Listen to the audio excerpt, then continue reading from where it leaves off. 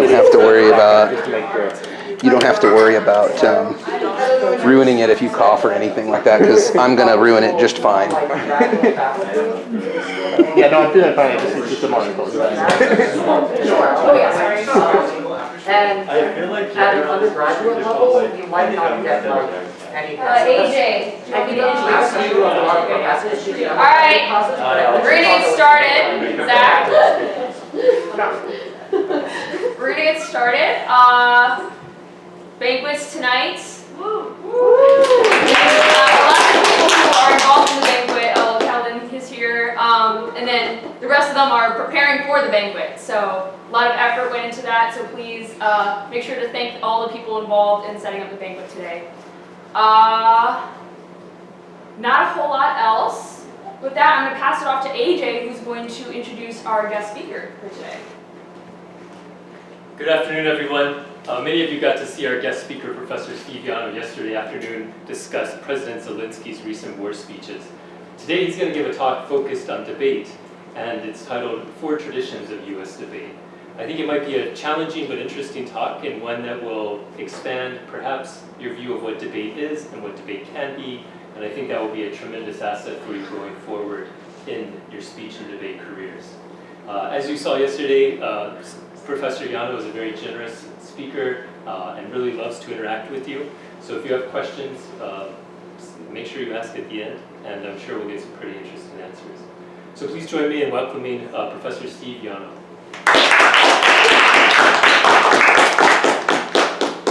Thanks, AJ. I gotta figure out where to stand for this thing. Yeah, we have some slides. Yeah, actually, maybe I should stand over here in the corner. And just kind of be like, behold, the PowerPoint. Is it true? Who's the person who wrote that essay about PowerPoint is making us really stupid? Have you guys read that? PowerPoint is making us really dumb? I forget the name of the author. And the people watching the video, my friends, are all going to be like, it's this guy. But, trying to figure it out. I just got to set a timer. It's a debate speech, so I feel like it's appropriate. Because I don't want to go over, and we're going to cover a lot of things. So the first thing to let you know, first of all, thanks for your time. Thanks for being here. Happy to be here in glorious Madison, Wisconsin, even in the rain. Very happy to share some more of my thoughts with you. This is much more cutting edge than yesterday. Yesterday was much more traditional analysis. This is going to be very weird. And I'm happy to answer any questions at all about this. This is something I'm working on now, and the first thing to know is this title is clickbait. This is not really what I'm going to be talking about. It's just to get you in the room. There's actually maybe 3 ways of thinking about debate that aren't particularly American, but they do survive in America. But there's one that is what I would call the future of debate, the debate yet to come, that I think all of us in this room have a responsibility to frame and to wonder what that would be. So let's talk about 3 distinct moments going on in contemporary culture with relation to debate. First, Alexandria Ocasio-Cortez is elected to Congress, New York District 14, 5 minutes from my house. I'm not in her district, sadly, in Queens. But my representative's okay. But it's not Alexandria Ocasio-Cortez okay, right? So she gets elected. Ben Shapiro, who's an internet pundit, you probably know who this is, challenges her to a debate, which seems obvious what that is at first. He's like, I just want to see if she knows how to do her job. She knows what things she would cut for her funding for a Green New Deal.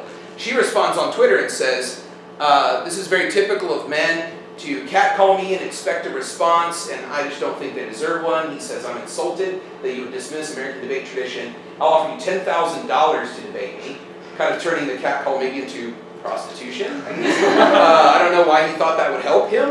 And then a third party said, well, a $10,000 donation to any city congressperson would be a violation of U.S. campaign law, so it can't happen anyway, so they didn't debate. That's one model. Another model is Elon Musk. Elon Musk offers to buy Twitter for about $42 billion, something like that, $45 billion.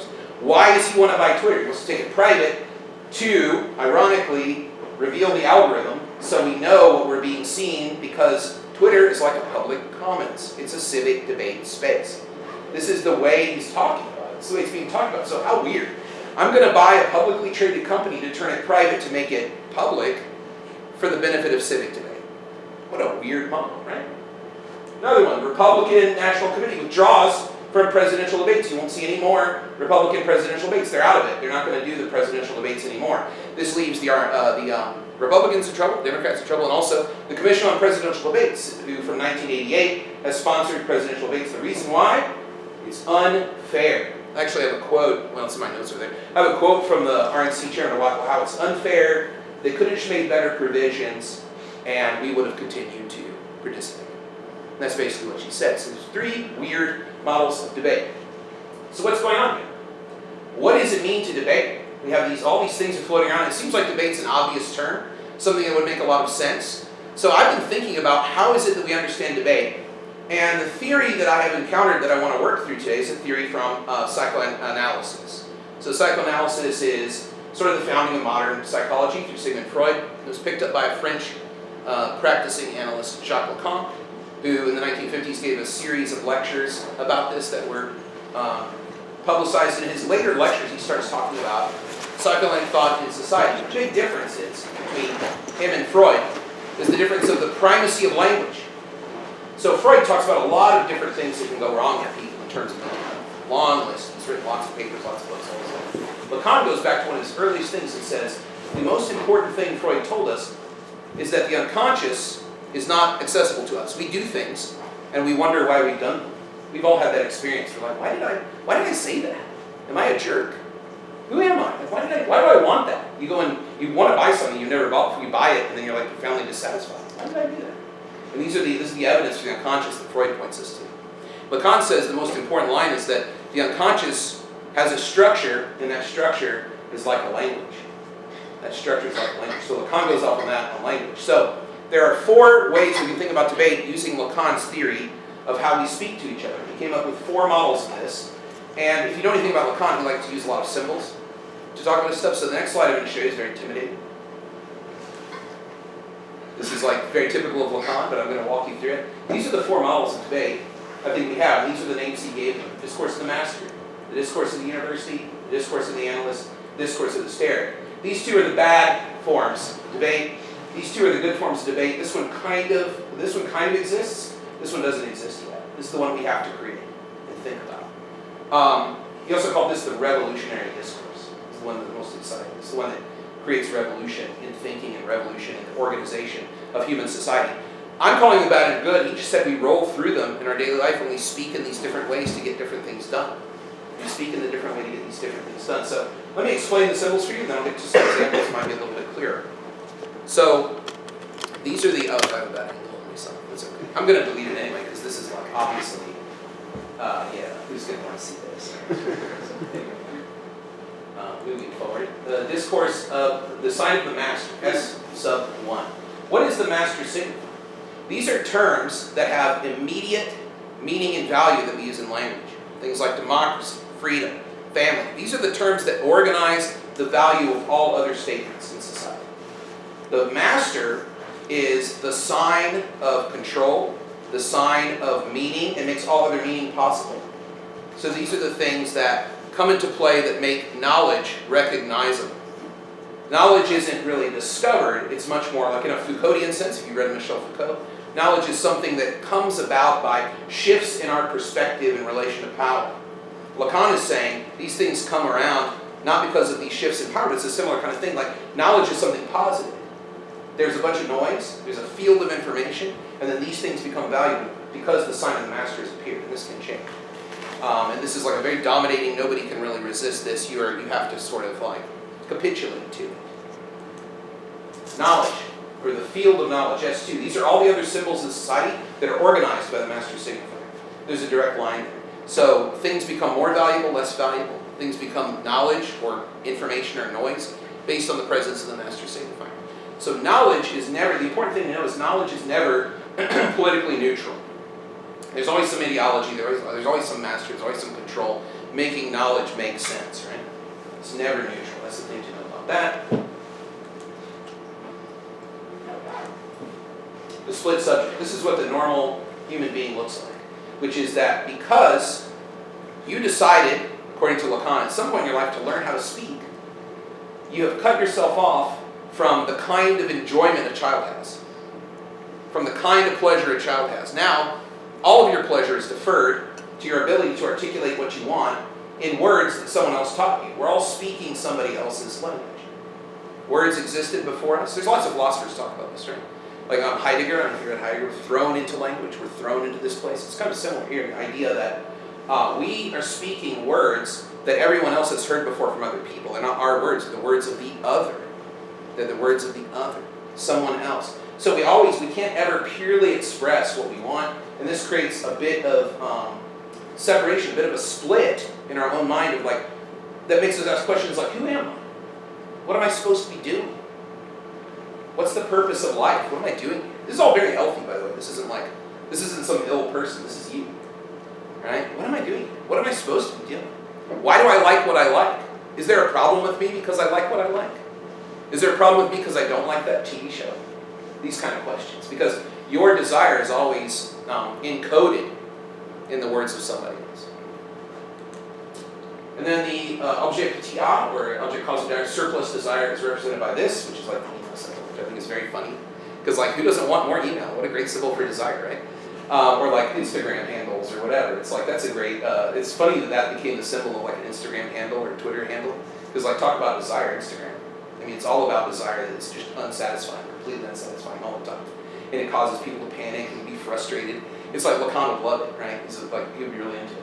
So what this is the symbol of the object that sparks your desire. What is it that you think you want? How many times have you wanted something, you've gotten it, and you were like, profoundly underwhelmed? Yeah, most of the time, right? Because that's how it works. This object is somewhat transitory, it can move around, but it keeps you wanting things, it keeps you moving. Like your goals are always changing. That keeps you alive, it keeps you driven. It's very healthy to have a drive to want things. And if you get it, it's okay for it to be disappointing because it makes you be like, well, maybe that's not what I really want. You know, maybe I want something else. I have 5 Lamborghinis, the 6th one is going to make me happy. What else do I want? Oh, maybe I want like a burger or something. So you go buy a burger. That's kind of a bad example. But anyway, that's what the symbols mean. And I'll explain it as we go into it. Now we've got to put them into relationships to think about how this works. So here's how to read the fractions. The agent, this is what Lacan calls it. I'm going to call it maybe the speaker, or sometimes debate itself, is in this position on the left at the top. The other is who they think they're speaking to or how they address the other. So debate appears in your life. It's going to appear to speak to you in a certain way and call you something, identify you as something. Yesterday I talked about intersectionality a little bit. We all have all these identities that are combined in all these different ways all the time. But like a gestalt, rhetoric can pull one of these identities forward and address them and push other ones to the background. Like I might speak to you as a University of Wisconsin student or an American or something like that. All these identities are there together. So this is how it's presented. This is how it thinks of the audience, the other. The position of truth is always inaccessible. This is what's hidden by the agent behind the curtain. And it's really something that people might suspect is there, but they can't access it. Production is the result. So this is a good model for debate because it's like, how does debate appear? Or how do people who engage in debate want to appear? How do they treat you and think about your investment in debate? What are they hiding? And then what do we get? Think about it like that. Is everybody with me? This is very complicated. I'm moving very quickly, but we can cover it up in the Q&A. I just don't want to, belabor the point. So this is from Seminar 20. This is the way he talks about it in that. So the interesting thing to note is this and this have a direct relationship across the top. Across the bottom, there's absolutely no relationship. And the other can never actually access the truth, although they might suspect there's something going on. They might suspect. So let's get into some of the models. The discourse of the master, or debate via expertise. We all watched this fine example of debating. I'm sure we did, right? This was just wonderful, right? Obviously the problem is with the debate structure, right? It was unfair, right? Yeah, you can agree with the Republicans, right? So, but anyway, I just don't think Joe Biden really is anything to write home about either. The discourse of the master, debate structured like this, looks like this. So we have debate presenting itself as mastery. I know, this is the way it is, and this is what you need to know. What's hidden is, I don't really know what I want, right? So these people are just regular people. They present themselves as being in charge of the national, they know what the issues are. The issues are dictated to you. These are the issues, now you know what they are. What's left? Desire. What's left? I want something more. We could even call this frustration, right? So here's how I label it. Something is lacking, using Lacan's term there, if you're familiar with Lacan. Something is lacking. I watched that debate, but man, I didn't feel like I got anything out of it. I feel frustrated, I feel angry, I feel like it's stupid. These kind of expressions come out of the discourse of the master. Because expertise is always a performance, it's always a flashing of a sign. There's never anything behind it. There's always somebody who's like, they don't know their full desire. Just like all of us, they're normal people. But they present themselves as being in charge of conditions. Right, so that's one way we can word it out. And there's lots of examples of this. Debate bro culture. There's some debate bro culture on the internet that doesn't really match this up. Debates suck, presidential debates suck. I think this is like Ted Cruz and Bernie on CNN maybe. That's where this image came from. Here's another way to think about it too. Another way to think about this model. And this is the kind of debate that none of you, I don't think, are interested in. And us also, as being people who study debate or interested in debate, are probably very frustrated with what counts as national debate, especially on cable news and things like that, because it's given to you in this form. This is not a necessary model of debate, it's a choice. And you might think, why is it that our national political organization and our national media want this as the result? Why might that be? Why might that be? So if I'm frustrated and I feel like I need to know more, my solution is going to be to watch more CNN. Who's that benefit? CNN. I watch more Fox News. Who's that benefit?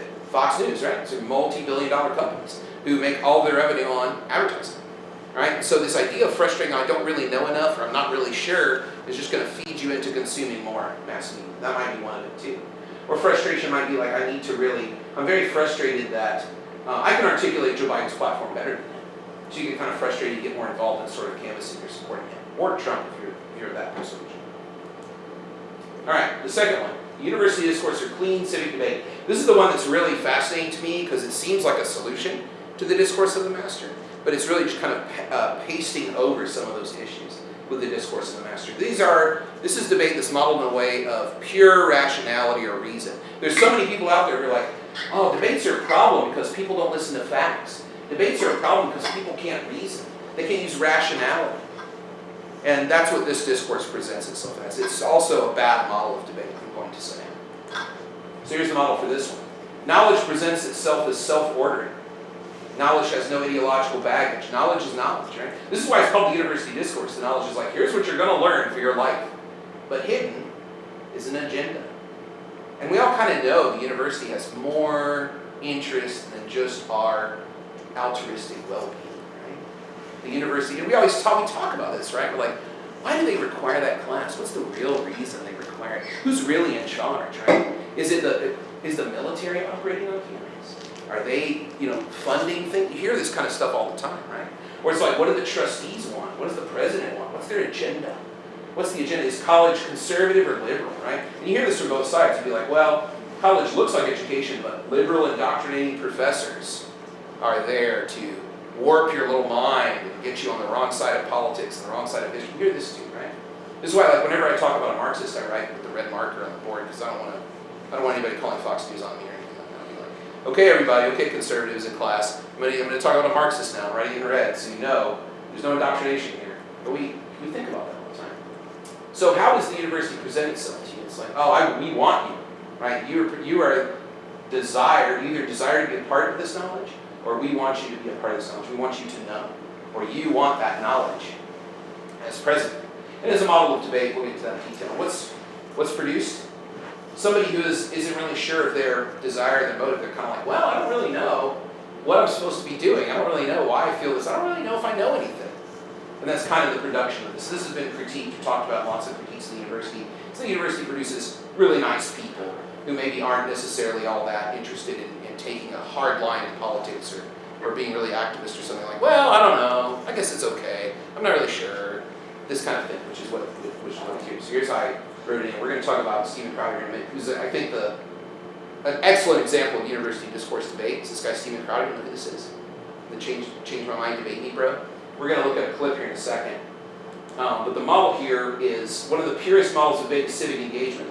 So debate doesn't have any other engagement idea except for a pure civic engagement. Like it's the pure substance of democracy, right? It's just being civic. Like we're going to debate and we're going to remain calm. We're going to remain emotionless.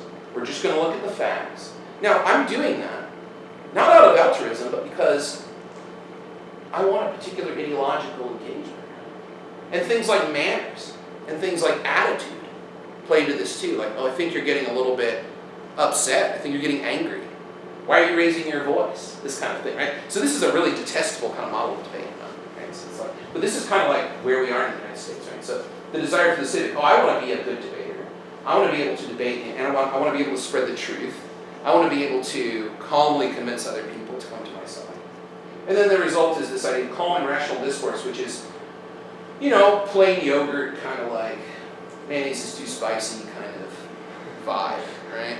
It's kind of this feeling of like, well, why would I want to get into a debate? This is why people are frustrated by debate outside of people who study it, like most of you in this room do. They get frustrated by it because it doesn't include all the humanity has been stripped out.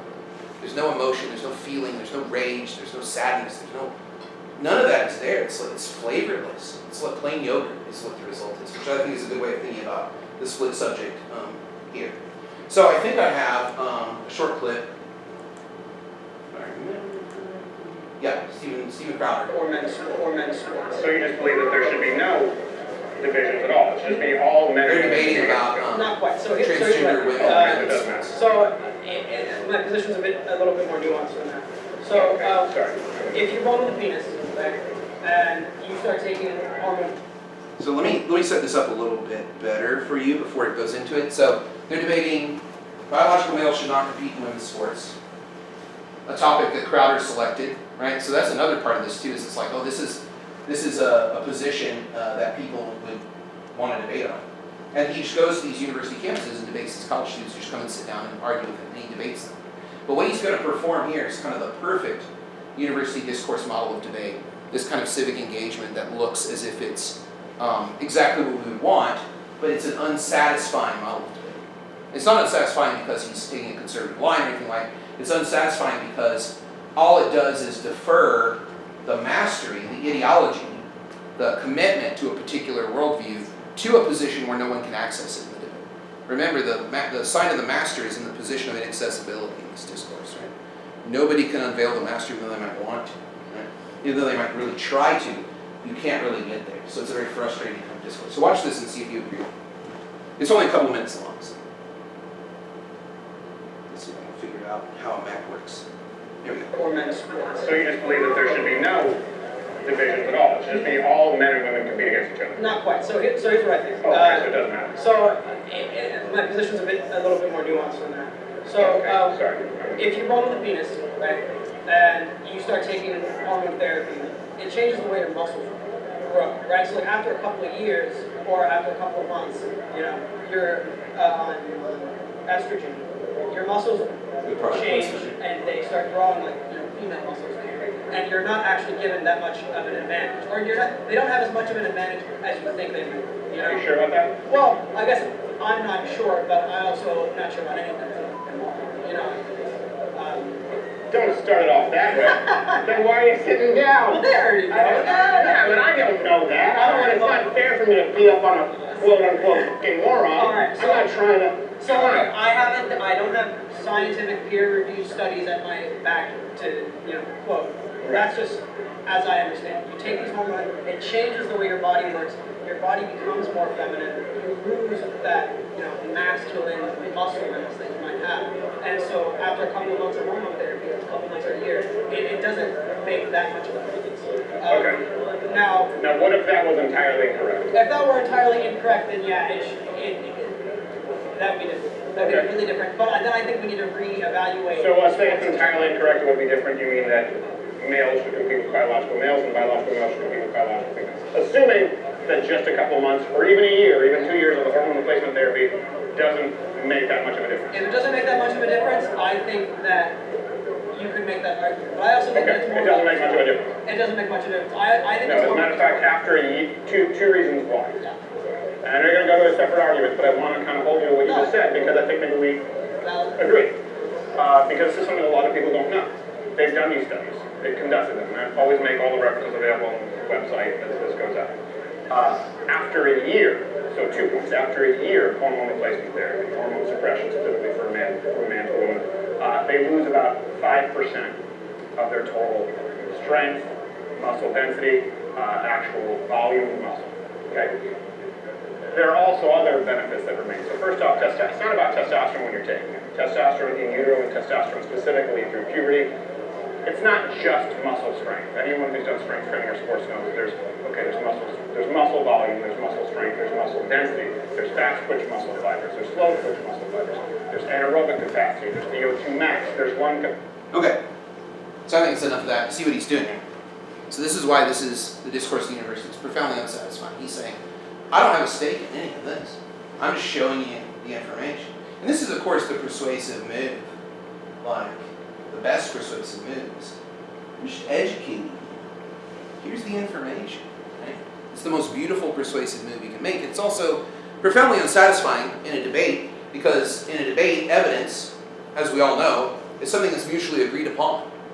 We might have this debate and say, we might throw the finger to scientific study and say there are other reasons why we want to have this thing done. But Crowder doesn't permit that, because he's like, well, this is a neutral, like debate has a civic and a evidence structure that I don't have any stake in at all. This exists and I'm just participating in it as a form of headless knowledge, as Lacan calls it, knowledge without a head. Right? So there's nobody organizing it, there's nobody with a stake in it. And he plays it out quite beautifully. He makes it sound as if these are facts, but it's actually this incredibly nicely structured kind of debate format. We could do it in a different way and get a very different result. So he represents it also. This is just pure knowledge. I'm just holding you to what you believe. I don't believe. I'm just basing it on pure knowledge. This guy really does want to. You can tell he really has desire. He's really pushing to be a part of this collection of knowledge. In this way, he wants to be the civic and calm and rational kind of debater. He's a little kind of like, knowledge is a result of a position or perspective, in this case, biological one, right? And one that's based on a particular kind of scientific research, with a particular funding structure, with a particular stake in the researchers. And then there's a hesitation or delay in participating. This is the most dangerous thing about this model of debate, is because once you go through it, or if you connect yourself to this model of debate, you will hesitate in participating in the civic, right? What do people say in class all the time when the professor is trying to start a discussion that's a little bit edgy? Well, this is just my opinion, but, right?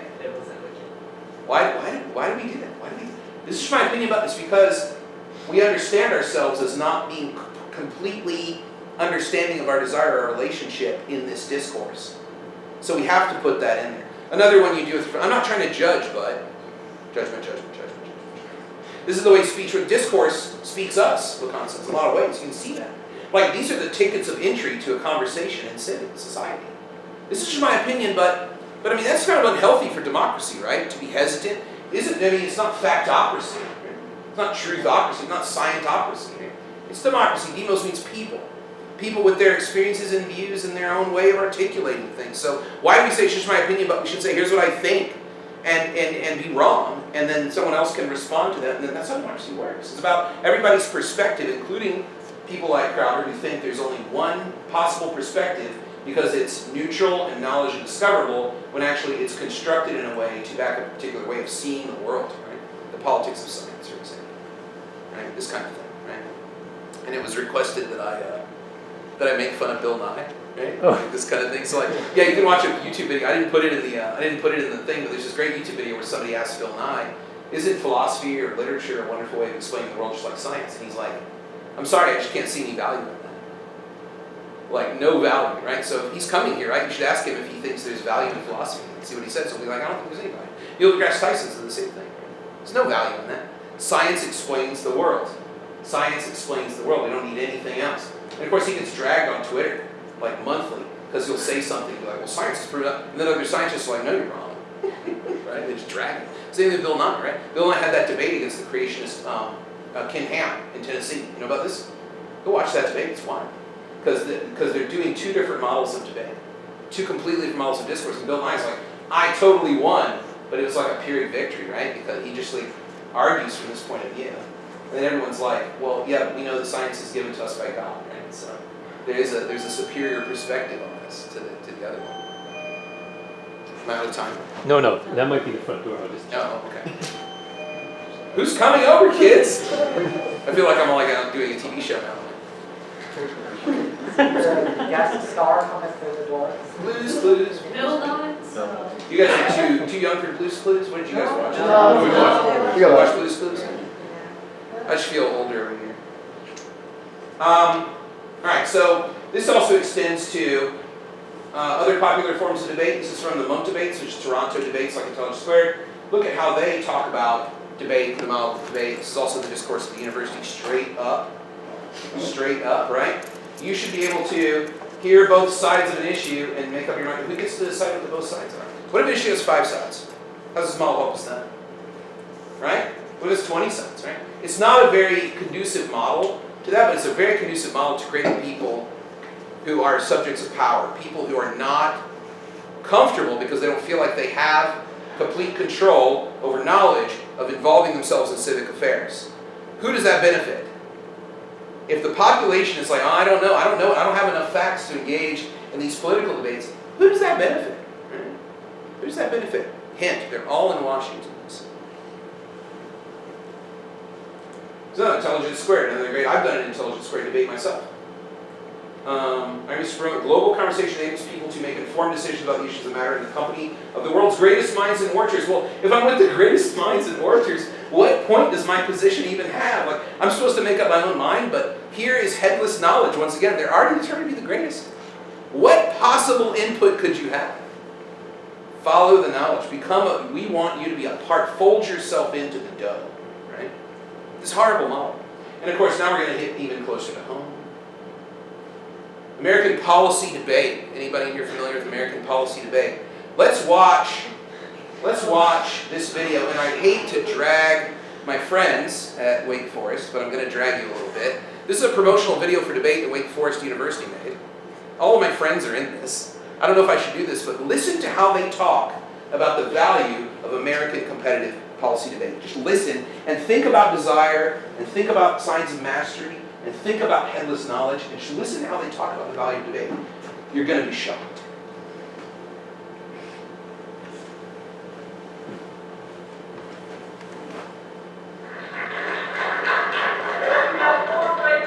I know they've both been working hard. It's going to be an awesome debate because we're going to see some clash right now. It is one of the most difficult things you can commit yourself to.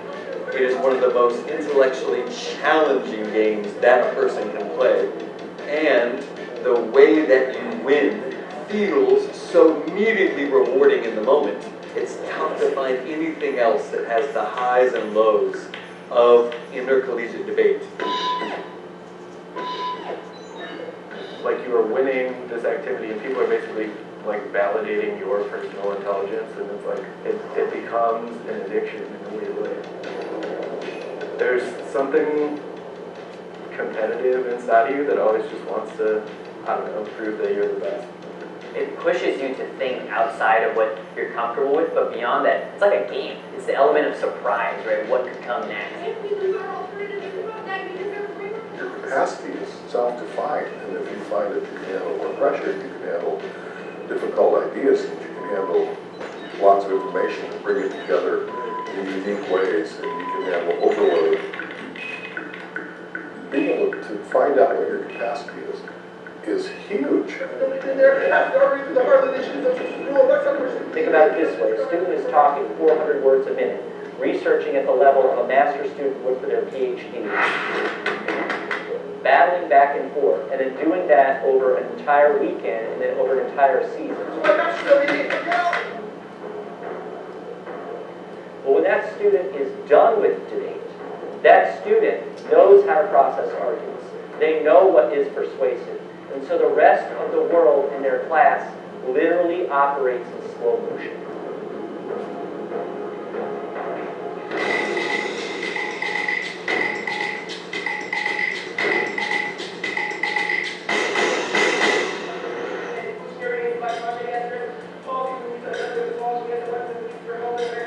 Because I suppose it'd be like watching a chess match without any sense of what's going on.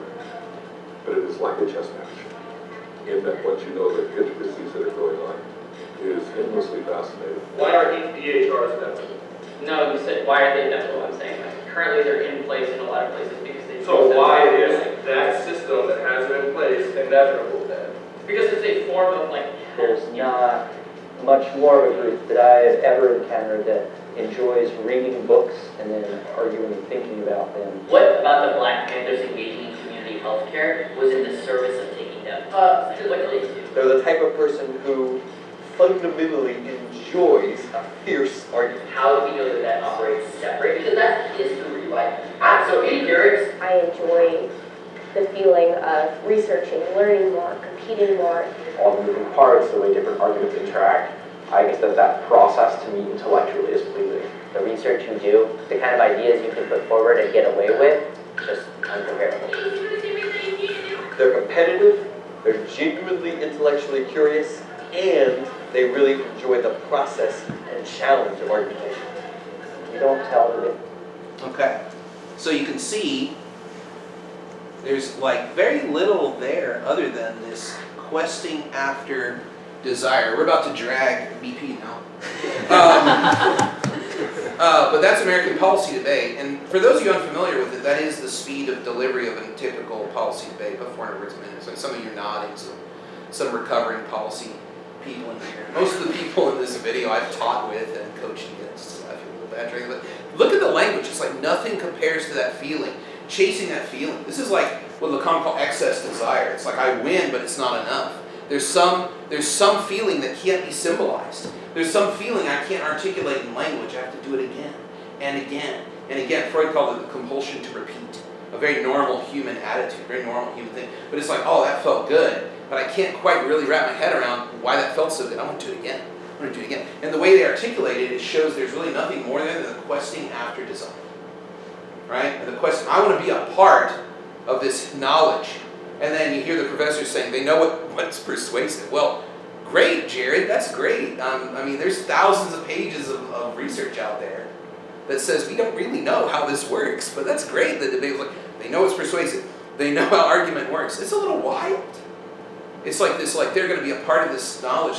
But a lot of times, as we well know, what's persuasive is dependent on things like ideology, dependent on things like the way capital operates, dependent on things based on like where people come from in the world, their upbringing, all these different factors being persuasion, like moving around. Maybe that's what he means, but I think it's also just pure enjoyment of being part of the system of knowledge. British parliamentary debate, which I think you guys do here, is a very different model, but I want to play a little bit of a chief adjudicator briefing.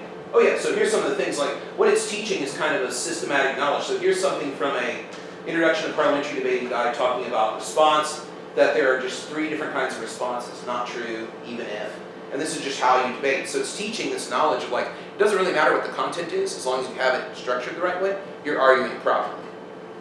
Right? You're arguing properly. No human emotion, no stake in it.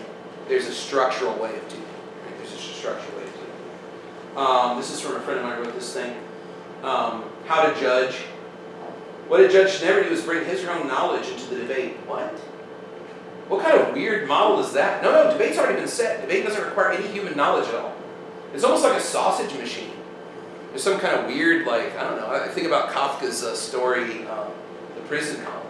There's the machine that you throw the prisoners into and just tattoos them, whatever they've done, or whatever. But then the warden falls in and doesn't know what to do. Anyway, it feels like a machine where, I mean, what kind of debate model would you want where people don't bring their own experiences and knowledge to the table when you're thinking about an issue? That's weird.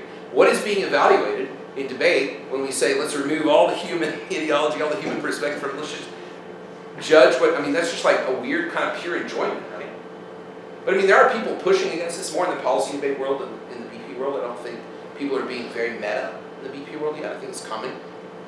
Where people are like, I refuse to debate this motion because of its ideological implications. And I'm going to give a speech about why Native people should have their ancestral lands returned to them.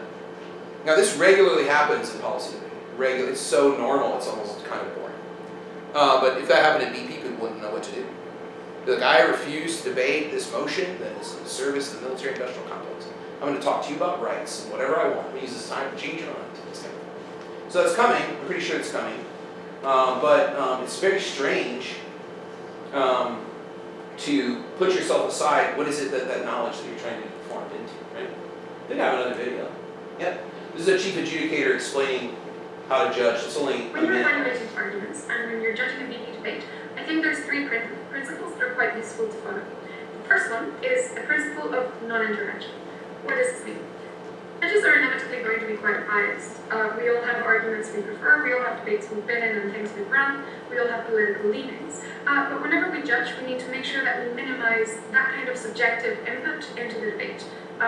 because inherently the more that we involve ourselves, the more subjective the goal is going to become. The ideal situation would be for any debate, regardless of who is judging them, to have the same results. That's very difficult to achieve, but we want to come as close to that as possible. What does this mean? When we are judging, we want to avoid biases, we want to avoid preferences, any particular knowledge that we have, we don't want to insert that into the debate. We don't want to insert premises for the teams, we don't want to insert intuitions, value judgments, impacts, conclusions, or rebuttal. And if you ever have to do that because it's the only way to determine a debate, or because teams haven't given you metrics on how to assess the debate, then do it as little as possible, using as objective a metric as possible, and please do it in a way that you can justify to the teams. Essentially, we want to judge purely on what the teams tell us, and we want to intervene as little as possible into the debate and just judge the debate that happened. Okay, that's pretty weird. It sounds good if you're like BP debater, you're like, yeah, that's how it should be. Yeah, that's how it should be. But if you think about it, what a strange model of debate. What is being taught here? What is being practiced here? What's the model of debate people take into the civic from this? Right? Like, don't intervene, don't bring your own views in. I mean, I kind of think that might be what debate's about. No audiences is what she's saying. You don't want audiences. Because audiences will ruin the purity of the knowledge of what a good argument is. Right? This is monastic. This is like high-level analytic philosophy. This is not something very civic, not very connected to human beings, not very useful for democracies or democratic practice. It is very, very useful if you like want to be like some kind of like, you know, Benedictine monk and live in your little convent and practice yourself. I mean, there's a reason they don't proselytize. Right? It's not their job. They're not meant to go and do that. So this is such a strange model. It's such a weird model to me. But it gets practiced all the time. It makes us feel good. But whether the master's hidden or whether the master's in plain view, the result is either frustration or uncertainty. So these models of debate are bad models of debate that probably shouldn't be taught. What should be taught? That's the question. What should we do?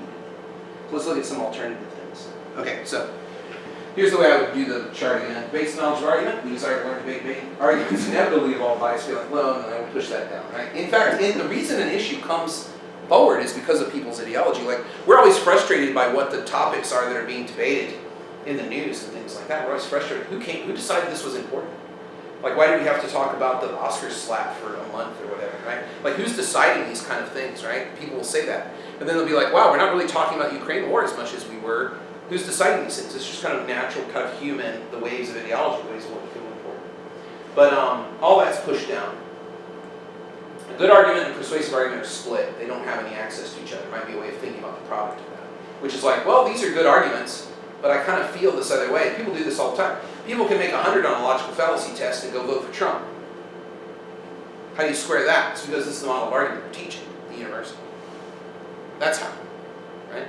Or teach people what good evidence standards are, or how we know what a fact is, or what good scientific reasons are. And they're still like, oh no, vaccines are controlling our mind through 5G or whatever, right? This is the same group of people. They aren't exceptions, right? All right. These are the two bad models of debate. These are the models of debate that got us where we are with the first three examples, really. We're not really sure what debate is. We have a lot of uncertainty. What can we do about it? Well, we can do what Lacan calls the hysterics discourse, which is where we present ourselves as a unique and unsymbolizable form. We take that part where we say, usually we capitulate to the master. But instead, what if we put ourselves out there and we say, that doesn't really work for me. I'm not really like that. It kind of works for me. That's kind of what I'm like. Maybe I'm also kind of like this. And you're kind of moving around through your identities in this way. That kind of frustrates people who are very comfortable with the side of mastery. So you present yourself as being like, I'm not really sure if I'm like that. Constantly. And people then respond to you by presenting the signs of mastery. They're like, no, you like this, you're a this, you're a that, you're a that. And you just keep saying, I don't know, unsatisfying. But you really do kind of know what you want. And what you really want is this kind of, you want these signs kind of sent to you all the time in the basic model. You kind of want that. That's what you desire. You desire that for people to try to master you. You desire that. You want people to kind of tell you what they... And sometimes this is pleasurable for all of us, right? We want to hear what our friends think of us. Oh, well, you're like this, or you're this kind of thing. So this is not an illness, right? So hysteria gets a bad rap in critiques of psychoanalysis because it's thought of as kind of a sexist diagnosis, right? But that's not what's going on here. It's saying this is a healthy way that we present ourselves sometimes, this object of uncertainty. And people kind of freak out. They're like, oh, you don't have a role. Let me try to help you figure that out. What's produced? Knowledge. We know a lot, but we might not know a lot in a direct line from like, oh no, but you're really good at math, you're an engineer. So we might learn a lot about that. We might learn a lot about our relationship to the master signifier. We might not fall into those old labels, we generate new knowledge. So Lacan calls this the discourse of teaching. This is what good teachers do. Right? Good teachers come in and ask a bunch of questions and get you thinking. Like, but why is that? Why is that the way it is? I don't know if that's really the argument. Did this really start because of that? And then everyone starts presenting. They're like, no, because economics says, because math says, because science says. I'm like, really? I'm not so sure. Right? They just continue. But teachers know that they don't really feel that way. They're masking. They know what they want. They want you to create knowledge on your own. So I was just looking at debate. Well, we have an indeterminate situation. We might not even know how many sides it is. We might not even know if it's debatable. And then we approach it from what we know about debate. Pare it down. But the situation is really understandable. It's meant to generate knowledge in a clash between our traditional debate models that we have from the two bad forms of discourse, that we then would generate something new. Knowledge, but not what we thought we wanted, which is sometimes great. That happens, right? You're like, wow, I took that class, I thought it was going to be about X or Y, or man, I attended that lecture about the 4 forms of married debate, and boy, howdy, look what I got. This is really hot garbage or great. I don't know yet. I don't know. I don't have a vibe. But that would be, it actually is understandable, but not understandable in terms of like these, the master signifiers that we have from debate. So what are some models for this? So I kind of took a look around. So in 1916, there was a huge debate in my field in rhetoric about what is debate. And there's a debate that started in 1916 and continues today of whether or not it's appropriate to think of debate as a game. What do we gain and lose through this metaphor? And this is somebody I've written a lot of scholarship about, with Malcolm Davis. He's a debate coach in the early 1900s, 1915, 1916. He taught for a very long time. And he wrote this essay, and this started the whole thing. All of this started because of Teddy Roosevelt. That Teddy Roosevelt wrote an autobiography that appeared where he was like, oh, I'm a Harvard man. You know how these people are. I'm a Harvard man. But one thing I'm very proud I never did at Harvard was debate. You know what debate does to you? It removes your backbone. You're no longer a man because you just go back and forth on whatever issue you want. You're like a dilettante. You can just talk about whatever side. You can't stand for anything. It ruins your backbone. We need men with backbone to lead this country. And I'm like, backbone? What a weird thing in the body to pick for like some kind of masculine power symbol, right? But all through the 19th century, people are talking about backbone. This is like a political insult. They're like, the man has no backbone. I'm like, well, isn't it like a lot of bones? I mean, maybe they're men, maybe they just didn't take, maybe another class you didn't take at Harvard was like anatomy. I don't know. But anyway, since somebody of that level of popular opinion had charged it, started a firestorm with this, like, how do we understand it? Debate is primarily a game. So Davis's model is called the counterfeit presentment. I've written an essay on this, and I think it's a pretty good model of the hysterics discourse, which is, let's make debate as much like a parliamentary chamber or some kind of decision-making body as possible, and then make the arguments that would work on the people who are in that room for their own self-interest. The opposite model of what we just heard from that chief communicator, which is where we would remove people's personal, we would remove the humanity from the room. He's like, let's make the room as human as possible, or even hyper-human. And that's what he's proposing in 1916, pretty long. This is J.M. O'Neill's response to it, and he says that, well, no, you have experts in debate and experts in judgment. Anybody can tell you which singer they liked in a song competition, but only expert in music can tell you who actually sang the song best. That was his argument. He also talks about like cattle judging, which is kind of weird. He's like, only the expert can tell you which cow is actually the best cow. What a weird example. And that's what he's opposed to Davis, writing in 1916. And he says, no, there is an expertise in debate. There's a difference between saying which argument you prefer and which argument is best. Now, O'Neill won that debate, I would say. That's the way we think about debate today. Direct line from James O'Neill all the way here to 2022, over 100 years ago.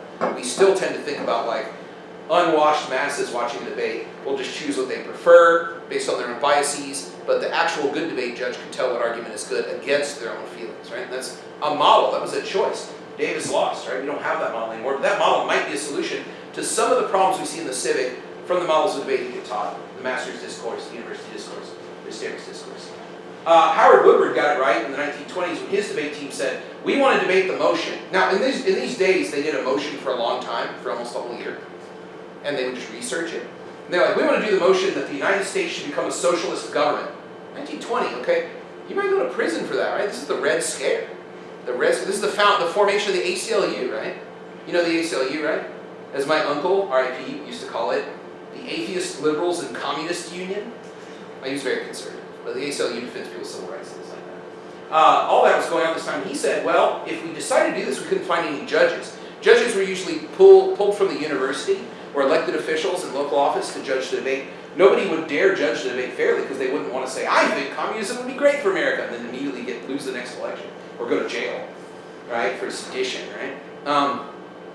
So he said, well, let's debate without judges. Now, a lot of graduate students have read this, and I've heard papers on this where I just have to laugh because they're like, that does sound cool to have the debate happen and there's nobody else in the room except the debaters. Because that's probably the model you have in your head, because when you debate, there's just one judge or maybe 3 judges in the room, right?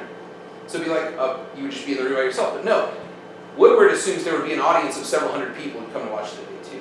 That's what's missing from our modern practice. There just wouldn't be any judges. The audience would just go home and think about the debate. So the audience being removed from debate is a function of the university discourse, because if I have knowledge, and that knowledge is not determined on a particular ideology by particular people who have a stake in it, what's the point of having the audience there? We know what good argument is. We just have to access and practice and refine that knowledge. That's the discourse of the university. The discourse of the hysteric is like, I don't think that model of debate works for me. People are like, what? I don't think that evidence works for me. What? You know, it's like, but forwarding that as a political position, as an act, is kind of what's going on. So he says, let's not have judges. They had the debate. It was very valuable. They learned a lot about socialism. They learned a lot about these things. And the audience was like, wow, I can't believe they're saying these things, and they make sense. So it was transformative. It did not provide knowledge about whether or not a communist government or socialist government would be good for the United States, but it provided knowledge about the relationship between socialism and capitalism in our economy, in our society, and what works persuasively, which is probably the best kind of knowledge. It's still fairly conservative, right? We're not really creating anything new. We're just playing with the existing master-power relationships, right? Audience is the most important thing. And so one of the things I study is the universal audience, which is this theory from Perlman and Titica, which is something missing from the first 2 forms of debate, which is when you speak, you should imagine the best kind of thinker that you might encounter when you're speaking to an audience. And then make your arguments towards that. So it's very localized, it's very immediate, it's very temporal, it's not atemporal, like in the form of the university discourse would be like, this is an argument that would access everybody. It's just the people who I want to persuade at their best thinking moment. How would I speak to them? I think it's a very powerful theory for this kind of things. What else did I? Oh yeah, picture of it with, I accidentally took this picture. These are my friends. Alright, so the other thing is triangular leagues and pentangular leagues, which are the old model of doing debate where 3 universities. I bet you can go to the archive here at the library and look up the Wisconsin Debate Triangular League. I bet they had a pentangular league too, which is an agreement between 3 universities to debate one topic for the year. You would come to debate, I'd be like, here's the topic, how do you feel about it? You'd say, I agree with it. I'd be like, great, you're an affirmative, you're a government debater for the whole year. You don't like it, you're negative for the whole year. And then the affirmative team would go to another college, their affirmative team would come here, we do the debate on the same night in front of an audience, take an audience vote, tally the results, share them at the end of the season, we declare a champion. That was the way debate was done for the majority of the time in American history, in terms of intercollegiate debate. Except for like the colonial colleges. They started the triangular leagues, so they were doing more as an educational thing. I have long lists of debate topics from the 1700s that are very funny, from Yale and places like that. But the funniest one that I'll share with you is, do specters appear? That's from like a debate in 1720. We could have that debate now. Do specters appear? It's like ghost hunters or something. It's a very funny thing. So this is kind of a way of doing it too, because you're not, the audience is going to be not really sure. They might come in with their agenda, but they don't really know why they believe what they believe. And you're going to throw, as a debater, those signs of mastery at them. They want a resolution to this. They're not going to get it because no one can access what's here. But they will get knowledge about the way they think about argument. That's usually the result of these debates. Which I think is better than positing that we know what argument is, that we know what persuasion is, and then we divorce any kind of human, I mean, evolutionary psychology is telling us a lot about the relationship of argument, reason, and speech. And they're saying that reason has no evidence of being evolutionarily pushed. Like there's no reason to say that's an evolutionary adaptation. But argument is, the evidence from the experiments continue to show that argument is the evolutionary adaptation of human psychology, not reason. We created reason to have different flavors of argument with each other. That's what the new research indicates, which is fascinating because most people would have that the other way around. They say reason and rationality brought us civilization. No. Arguing with each other did. So why would we want to strip that out in favor of reason? It's very funny. Like all we want is flavoring and nothing else. It's like Zizek's argument about caffeine-free Diet Coke. What are you drinking? If you remove the caffeine and you remove the sugar, what are you drinking? You're literally drinking nothing, but in capitalist consumer form, right? That's Zizek's powerful argument about Diet Coke. I don't know if you're familiar with that or not, but anyway. Elton Abernathy, my hero, he said debate tournaments are destroying debate. He wanted to ban debate tournaments. In 1941, he put that up to national vote. It got tabled, and then Pearl Harbor happened. After the war, we come back and debate tournaments are the normal way of doing things. Debate tournaments also convey this idea of kind of headless knowledge. Most debate instruction is, how do you win the tournament? How do I do a whip speech? How do I prop? How do I do a counter prop? How do I do a second government thing when my first government has frozen me out? These are all questions about how to win a tournament, not questions about argument. So it's even further removed, that system of knowledge, from thinking about argument or debate. It's even further removed, because now you're just talking about the tournament. Abernathy realized this in the 1940s. It just got disrupted by history and everything, but he's a great person to read about this kind of thing. He's talking about how these tournaments have really destroyed any educational value of the discourse of debate. Do anybody know who this is? Probably not. This is Adlai Stevenson. Adlai Stevenson, former governor of Illinois. He was the lucky Democrat to run against Dwight Eisenhower. God, that's an easy victory. He did it twice. He didn't win. He can say, I was a pretty fine governor of Illinois. I did all this great stuff. And Eisenhower's like, I defeated Hitler. Go vote, right? So he had to run against him twice. He's kind of grumpy. He's looking pretty happy here.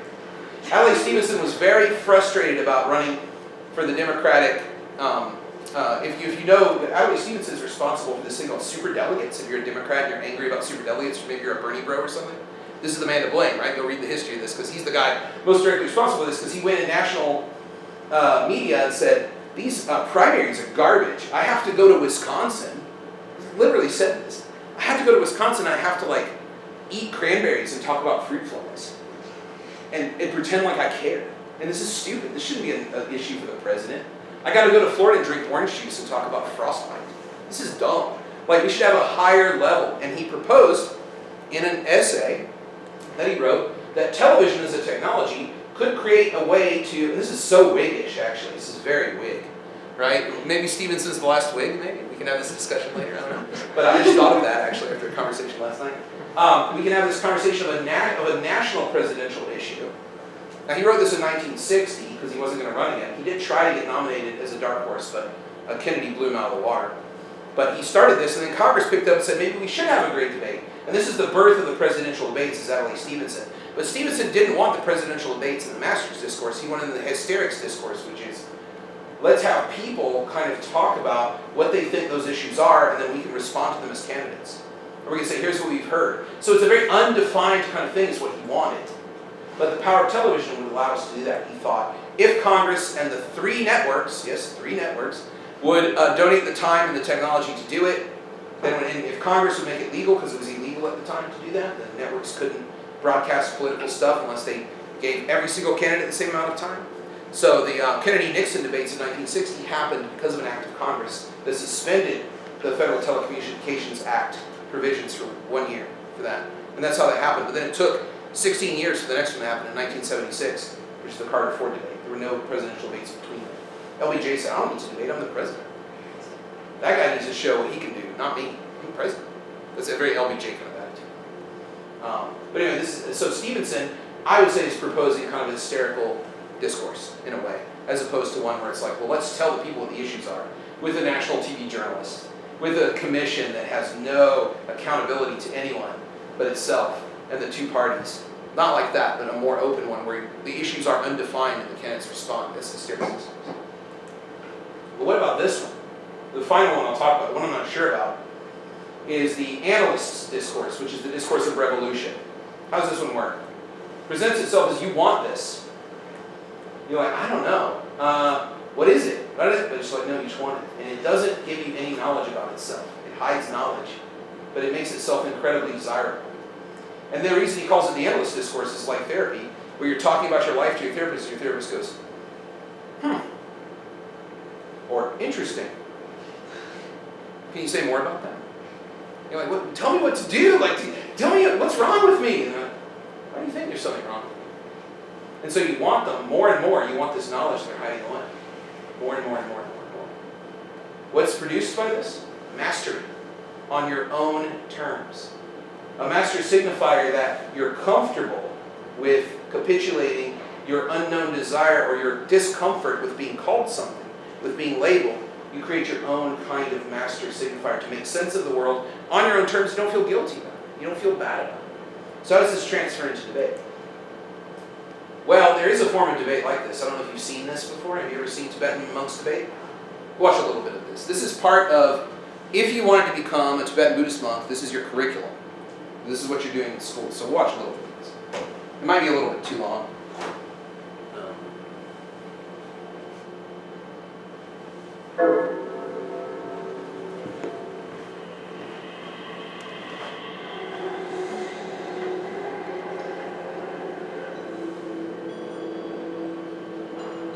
To understand Tibetan Buddhism, there's no better way than watching monk debate. Alright, what is monk debate in the first place? In Tibet, a monastery is like a Buddhism school, and monk debate, just like the dissertation defense in college, is the unique way for Tibetan monks to attain a higher understanding of Buddha's teaching. However, the process of higher understanding doesn't come easy. During the monk debate, you will see an intense but meanwhile peaceful scene. On one hand, standing monks would use exaggerated whip-like handplay to ask questions related to some Buddhism philosophical topics. Then, another sitting monk or several monks answer the question based on their comprehension of Buddhism scriptures, and the two sides then argue back and forth with a mix of drastic loud clapping, aggressive pointing, and intense verbal exchange that makes you somewhat understand a bit, even if you have no idea what they're saying. On the other hand, when you're just thinking they are about to fight, the peaceful smile on every monk's face indicates that they're actually enjoying it a lot. It is this unique style that keeps captivating tourists from all over the world. If you want to see this unique monk debate, the best places to go to are the three major Tibetan monasteries. Yeah, car traveling. Alright. So with that looks really weird, but it doesn't look any weirder, I think, than maybe American policy debate or the things that we do in BP. It's a particular format meant to teach something, but what's really interesting here is that this is taught so the monks gain mastery, but not mastery over Buddhism, which would be impossible and actually kind of contradicting the principles of it to master. But it also would be this idea of, I am creating my own questions. I have my own approach to this. I have my own way of owning these questions and engaging these questions about knowledge, that now I can go and engage anyone who I encounter in a way that I think communicates this well.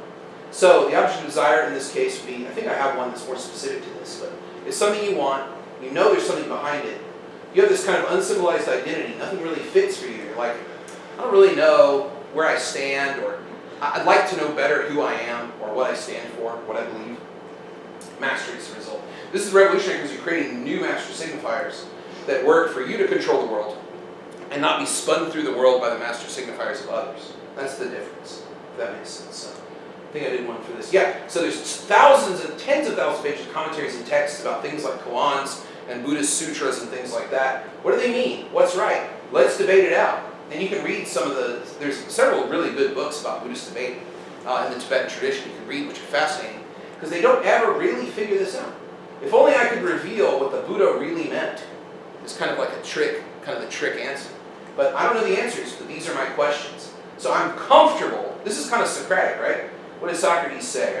I don't know, but I'm comfortable with this not knowing, right? So that's kind of the object he gets. I don't really know the answers, but I'm very, very comfortable with the questions the way I frame them. Could we create a debate that would work like this? I mean, the Buddhists have already done it. But I don't think we could do that. But could we do something, not even modeled on that, but could we create a debate that would provide students mastery instead of frustration and capitulation to the words and the desires of others, such as corporate capitalism, consumer capitalism, the military-industrial complex, etc., ad nauseum? That's the question that I'm working on. I did all that just to get to this, which is, I'd like to know, I would really like to know, I hope it's the way, I'd really like to know how to get here. And I have further ideas about this, but I'm out of time. So I think I'll leave it there in the interest of maybe having some time for discussion, questions, because I know I hit you with a lot of weird stuff. But this is the thing I'm working on now. I'm trying to think about how to do this. This is what I want to make. And it's not easy to think about that because there's a lot of said of it too. And so my background is I taught policy debate most of my career, MBT, CETA, all that. I got to BP in 2004. And I haven't really taught debate in a number of years, maybe 4 years, maybe something. I haven't been actively involved for about 4 years, but this is what I want to create. So I think I'll leave it there and open up to your questions, comments, and thoughts. Any response is completely valid. I mean, if you talk about psychoanalysis, you have to take everybody's response completely valid. So, can you clarify? Let's, before we do the first question, let's first give Steve a round of applause.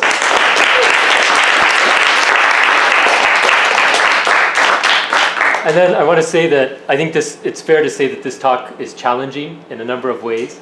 Maybe challenging to our expectations, challenging theoretically, maybe challenging to some of the things we care about or have commitments about. So feel free to ask any questions, and I'm sure Steve will be happy to give you a response. And give a response. And it seems like Zach has the first one. So go ahead, Zach. So I'm sorry, I was really confused by like 90% of this presentation. Yeah, me too. Can you clarify exactly what the problem was with, I don't really care policy or BP, it seemed like the criticism were similar. Just pick one of those and try to like summarize what you were saying the issue was. I'll give you a big, long kind of analogy.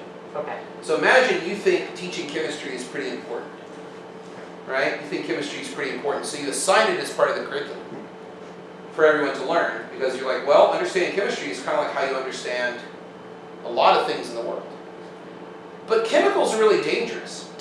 So we're not going to use any chemicals. What we're going to do is write on little slips of paper things like H2SO4, things like that. And then we're going to put them into little tubes, have the students do that, and we're going to be like, say boom when you put the other one in, boom, and that's going to teach them chemistry. That's the problem with the modern debates. You've stripped out all of the interesting part, all of the danger, all of the actual reactive property. And we're saying argumentation could be understood. Actually, the best way to understand argumentation is to take all of the human elements out of it and just teach it as if it's an automaton, like a robot. BP does that, policy debate does that, but it does it out of this idea of enjoyment. So from the Wake Forest video, it's this enjoyment of I'm going to pull everything else away about debate and just be this pure intellectual subject, this pure subject of the form of persuasion, this pure champion subject of aggression, domination. Right? So it's almost like a refinement and a flattening of the human being. Like at BP, it's almost kind of like this refined kind of like global citizen model, right? Oh, I'm not affected by culture. I'm not affected by silly things like that. I'm a citizen of the world. I can look at economic policy and tell you exactly what's right. Now, this is also the kind of stuff that Karl Popper was doing. You're familiar with Karl Popper. Karl Popper is a philosopher. He wrote a book called The Open Society and Its Enemies. It's like a 2-volume book.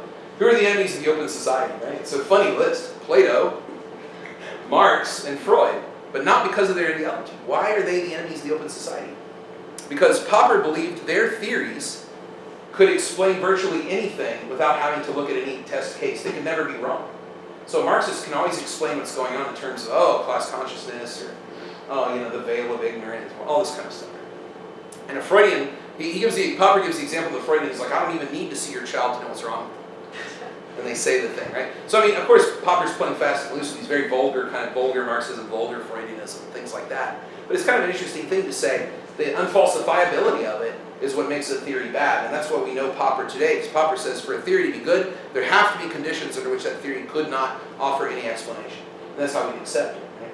So I think that's also another example, too, is that the idea that you could have an argumentation that would work cross-culturally, interculturally, internationally, about things like economics, justice, freedom, it's kind of weird. Like, all of those things need to be deeply involved in any kind of thing that teaches argument. Now, you can dismiss this argument, as people have done in the past, with a very simple kind of claim that people have got me on, which is like, yeah, but debate's fun. And I'm like, well, sure. Tournament debate's fun, and I enjoy it, and I make a lot of friends, and I get a lot out of it. That's great. It should not be the only game in town. That's my response. Hopefully that helps. Go ahead, you can ask a follow-up. Well, I was just going to say a follow-up. I did PF debate in high school, which I don't know if you're familiar, but of course. in I've taught a lot of everything. I'm so old. similarities to policy and sort Sure. of the same format.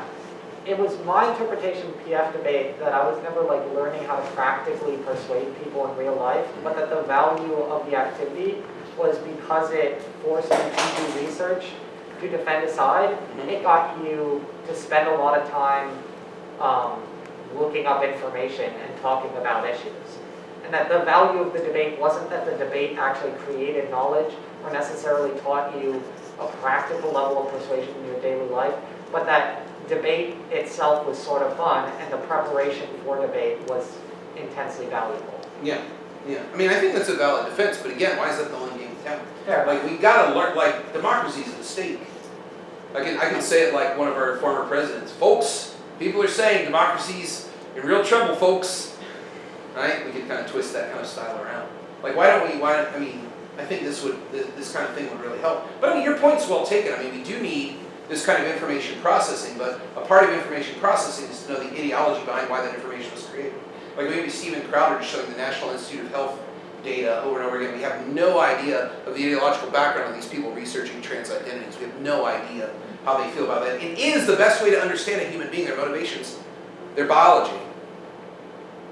Like, isn't poetry an equally wonderful way to understand a human being?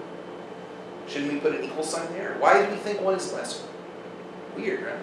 The background. Yeah, I was just wondering, like, this modeling framework here, isn't this essentially looking at doing something like policy debate, except for specifically trying to defend the perspective and like cross-sex specifically? Sure. I mean, I think in policy debate, they're still sort of trying to get to a kind of a purity of argument or a purity of politics, but I do think you could map this onto some of the more interesting modes of policy debate. Cross-sex specifically? Oh, like the cross-sex period? Yeah. I don't know. I mean, I don't know.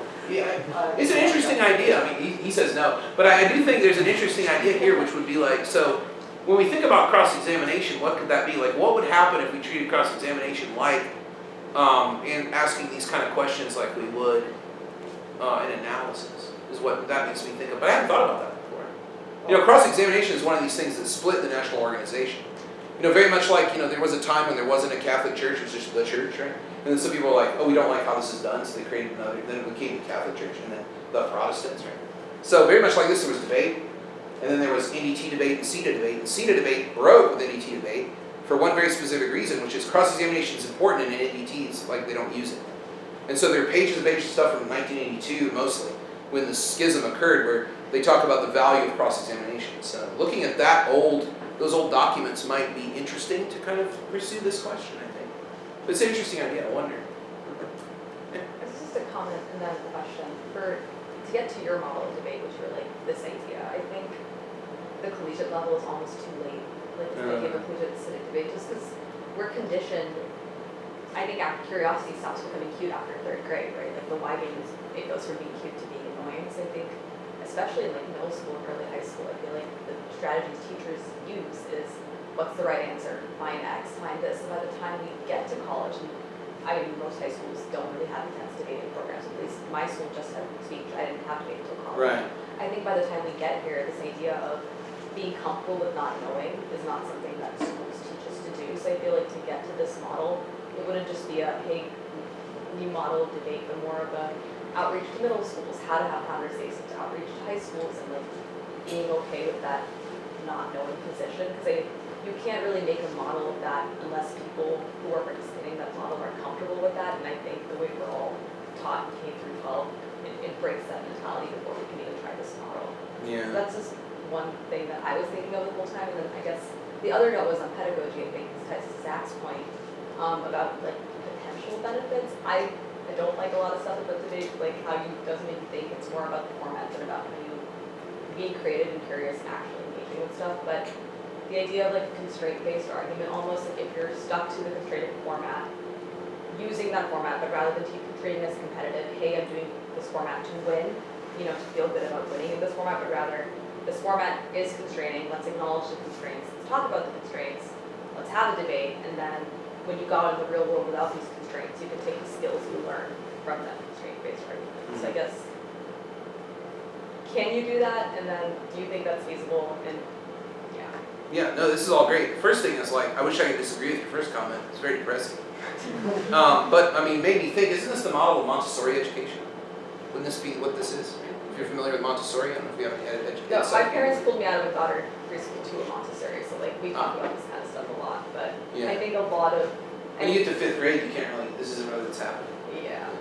I wonder about that. I wonder if maybe the problem is much deeper than that.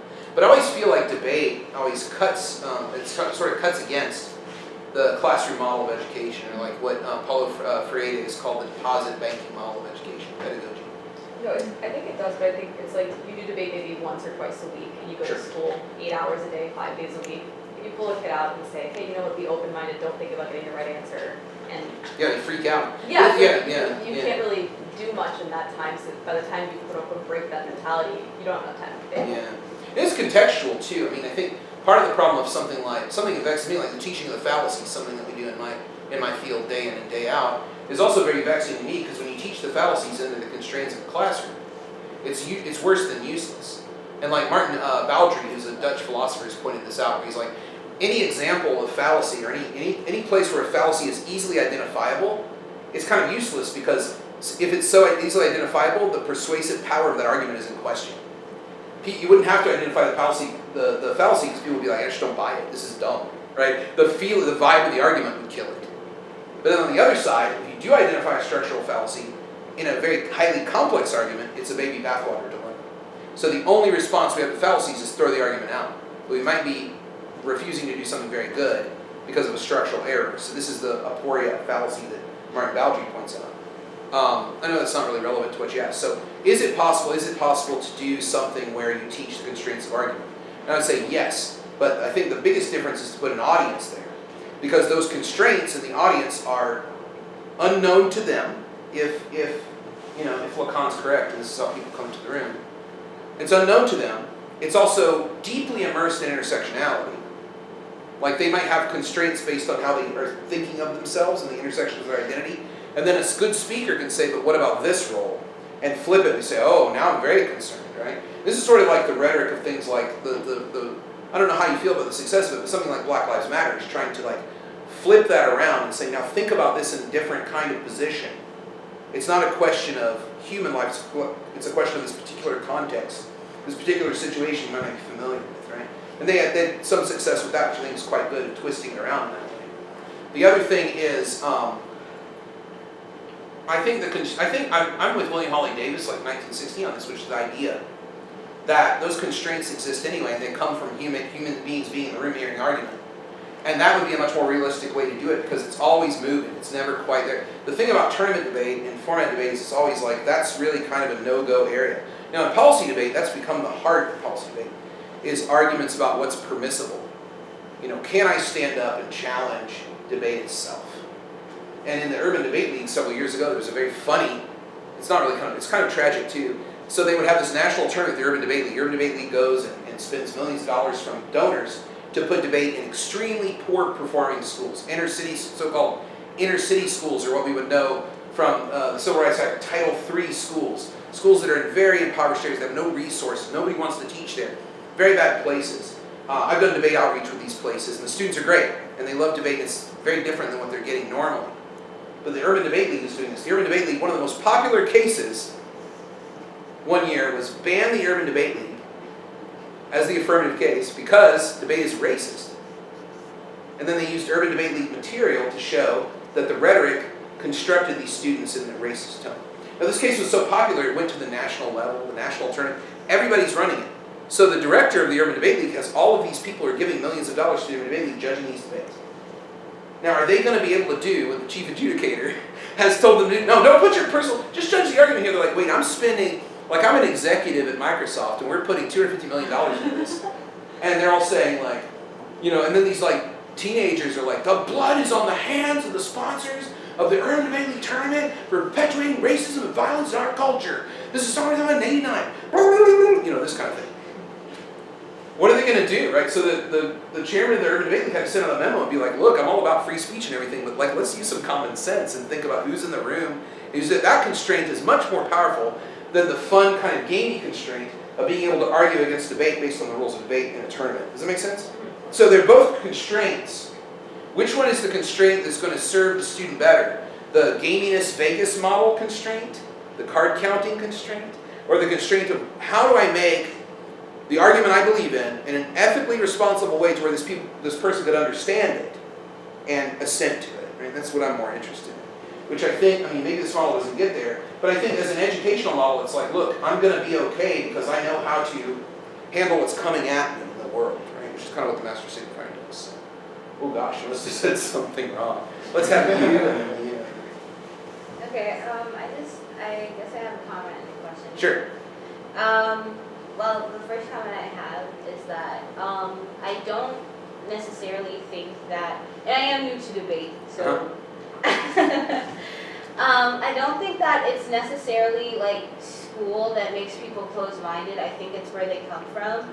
I know for me, just because I am a political kind of person, I do want to be open-minded to different ideas and to like learn different stuff. So like if I do get into politics, I know.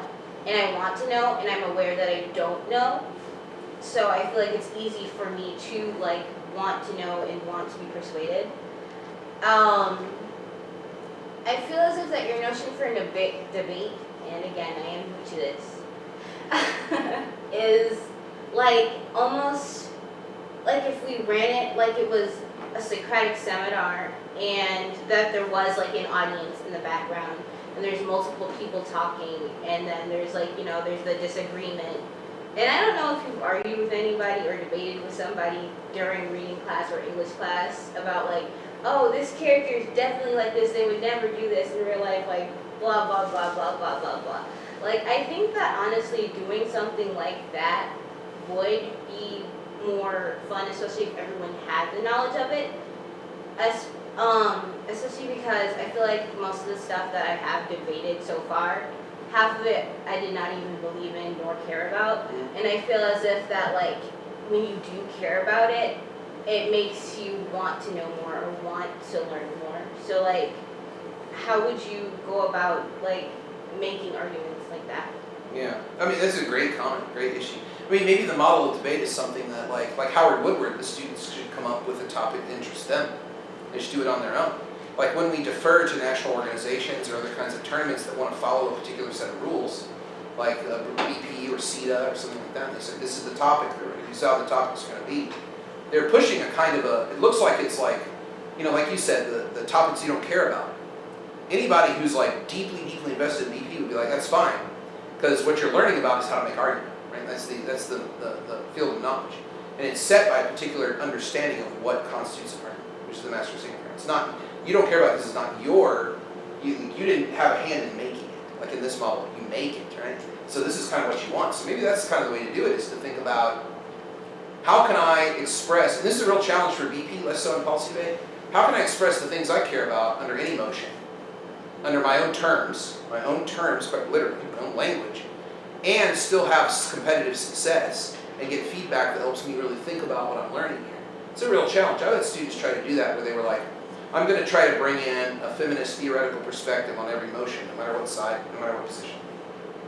Like, and was it successful? Not really. I mean, it was very challenging and tough and very hurtful because a lot of judges would say, why are you like not debating? Why are you not doing? Why? If you don't want to be here, don't be here, kind of thing, right? Which is kind of the disciplinary smack back, the disciplinary clap back of that kind of knowledge, which shows that there is a master present, right? Kind of reveals that. But in your case, I don't know. I think organizing. One of the things I like doing is organizing my own debate events. And thinking about that maybe is something that the team could do, and having that conversation might be kind of productive. But it is fun to have that English class debate. You're absolutely right. Why is it fun? Because there's an audience there. The audience is familiar with the same text. And everybody knows that everyone's opinion needs to be defended. And there's not any of this like, kind of like, well, I'm uncertain I can enter this because I don't have the appropriate facts, or I can't speak the appropriate civic dialect. Might be a way to think about it. So we want to remove those things, because like in BP you get that civic dialect. In policy debate you get that knowledge barrier. And you don't really know enough about debate theory to make that kind of argument. I don't know. I hope that answers your question. It's a great comment. I hope it helps. But the idea that we have to capitulate to national organizations or global organizations to debate is false. we can create our own debate culture right here, right now. I mean, it's a lot of work to do. Somebody, the guy in the purple hat, yeah. So I just want to clarify something. Your main criticism of like those first two forms of debate that you were talking about was the focus on either like the form, like British parliamentary does, like how to rebut or whatever, or like the strict focus on knowledge. Mm-hmm. So, like, I would argue that based off of your definition of like what debate is, isn't all of academia like a debate against the world? Like you're making a claim and then you have to defend it. And then if we're not focusing in, if your problem comes down to like logic, doesn't that like knock down a lot of things that like for example, like logic, like philosophical logic, math is built on top of that, physics is on top of that, so on and so forth. If we knock down logic and we knock down the focus of like philosophical argument, then how are we supposed to have mathematical proofs and trust them? How are we supposed to have physics if we can't trust proofs? So on. Sure, right. Isn't physics going through this panic right now? Isn't that what's going on? Yeah. Right. Okay. So, yeah. Just making sure. I'm not that familiar, but aren't they kind of? They're kind of going through that kind of. I read a lot of pop books on physics, like people like Brian Greene, people like pop physics, or like I don't know what I would call it, but this is great. This is a great question. So, how do I want to handle this? So the first question: isn't academia you against the world? I mean, I don't know. There's so many ways to talk about that. It's such a really great question because, like, in graduate school, you do kind of feel like that. And that's, like, kind of the fun of graduate school is you're like, I am not going to be dominated by the sign of the master. I'm going to cut my own way. I'm going to make my own thesis. I'm going to create my own master signifiers. Create my own research. And they kind of push you that way. And graduate school, like, at least in a PhD program, might be like this. Because I know my professors treated me like this quite a bit. Where they were just like, what do you have to say to me? I'd be like, what should I be doing? What should I be reading? I don't know. No, you really do know. I don't know. Go leave me alone, right? And that's what PhD is like. It's very alienating. It's very lonely. It's very aggressive, and that's why a lot of people don't finish. I'm not saying I'm like better than most people or whatever. I think if someone has a PhD, you can know certain things about them. One, they're very good at following rules and meeting deadlines. Secondly, they're very esoteric and this kind of weird like subset of stuff.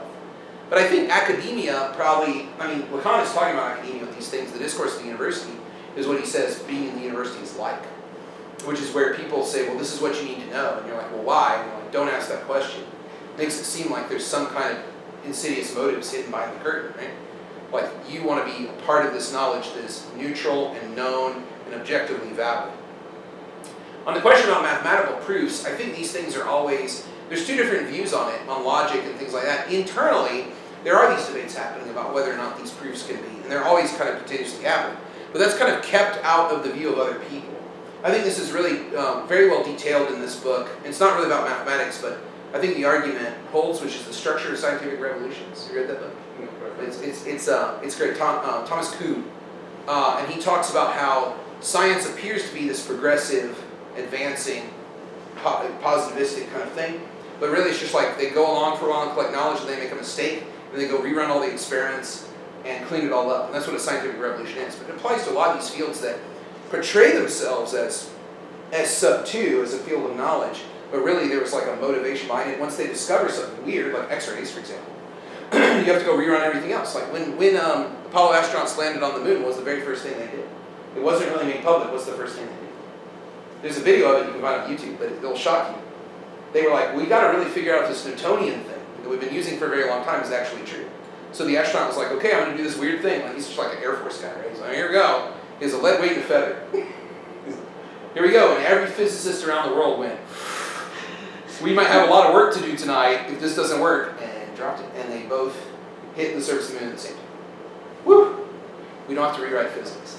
So we're always in that boat. But the way it's presented rhetorically is that there's some things that are immutable. And I think it's just the way it functions. And also there's context here too. That's the other point I want to make. So a mathematical proof will work under the conditions that a mathematical proof is meant for. But when we get in trouble, we start to globalize these things and say, why don't politics work in these ways that are more familiar to us? Like a great example of this is like the bizarre combination of baseball and criminal justice. 3 strikes legislation. Why? Right? Aren't human beings more complicated than the than like the Twins or whatever. I don't know what baseball team I should reference in this audience. Brewers, sorry, Brewers. Right? Not a sports guy. But I don't know if that addresses what you're getting at. I would say that like, my goal isn't necessarily to upend the debate practice that's going on, but to say that we should be very well aware of the products that we're getting out of the debate practices. And I think some of those products are not in line with what democratic orders around the globe need right now, as the world continues to shift right incredibly rapidly in incredibly scary kind of ways. As a follow-up, like, there's that book Against Method that came out in the 80s. Oh yeah, Against Method, that's Paul Feyerabend. Yeah. And he like argues like anarchism is the only way to do science, right? But like methodological anarchism. Yes, right. Exactly. That's what I was going to say. Right. He's still bound by something. Sure. So the common thread is still logic, I would say, if it's methodological. He's taking away the knowledge. He's ignoring things, and being methodologically anarchist by ignoring knowledge, but still following logic. Yeah, I think I would push back on that and say that he's being logical, but I think he would say if you have a preferred method that you think explains the world, you're probably doing it wrong. Because a lot of times our love for a particular method will make us strip out the most interesting things about a research question just so we can apply our method that we're dedicated to. So a lot of times method is like politics. You might have friends like this. You're like, oh, I'm an Althuserian. I'm a Freudian. I'm a Marxist. You know, and then everything interesting about the case is stripped out just so they can apply their favorite theory. And I think that's what Feyerabend's getting at. But yeah, he does have a method. But I wonder if you could, in the book, I wonder if you could say, is it a performative contradiction to say the only method you should use is anarchy? Is anarchy a method at that point? I think, in my thinking of that book, it's been a while since I've taught that book. I teach it a lot in research methods class, not to have a favorite kind of method. I would say that Feyerabend is probably saying, you've got to make sure you understand that your choice of method is ideologically selected, is probably what he's saying, which I think is a reasonable thing to think in terms of, if you want to think about research as problem solution, which has problems, but if you want to think about research as inquiry, that's a really dangerous, that's a really insightful critique, right? Because if your idea is that I'm doing open inquiry and I'm expanding human knowledge, but you're completely married to one or two methods, then you're probably leaving out all kinds of interesting questions you might not encounter. And so this is why, back to Kuhn's book, this is why it's always he starts that book off great. He's like, why is it always the young people in physics, the young people in chemistry, the young people in science who create the new theories? If science worked the way it presents itself, why isn't it the 70-year-old tenured guy? Well, it's because it's all ideological, right? So like, why don't we run that experiment again? Like, oh, we run that experiment all the time, da-da-da-da-da. It's true, don't waste your time. And then the young people do it, and lo and behold, you know, atomic weapons or whatever. I mean, maybe that's not the best example to create science, but a new drug that extends our lifespan 50 years is a better one. Maybe not, I don't know. Do you want to be around 50 years? Some opinions are, blatantly offensive to a group of people. And where I'm going with this is, I'm curious, is there ever, like, a specific time where it is important to, censor or tell people what the truth is, or at least what they cannot say, so as to, protect people and keep them at the table? Yeah, that's such a great question. As a rhetorician, I'd say, yeah, you always want to be cautious of that. But you also can't pretend like it's not there. You can certainly say, there are certain things that just cannot be said. And you put parentheses around it, like, and you could say, right, to kind of give an example of that. I don't know if that's what you're getting at. But in rhetoric, there's all kinds of ways we can do that.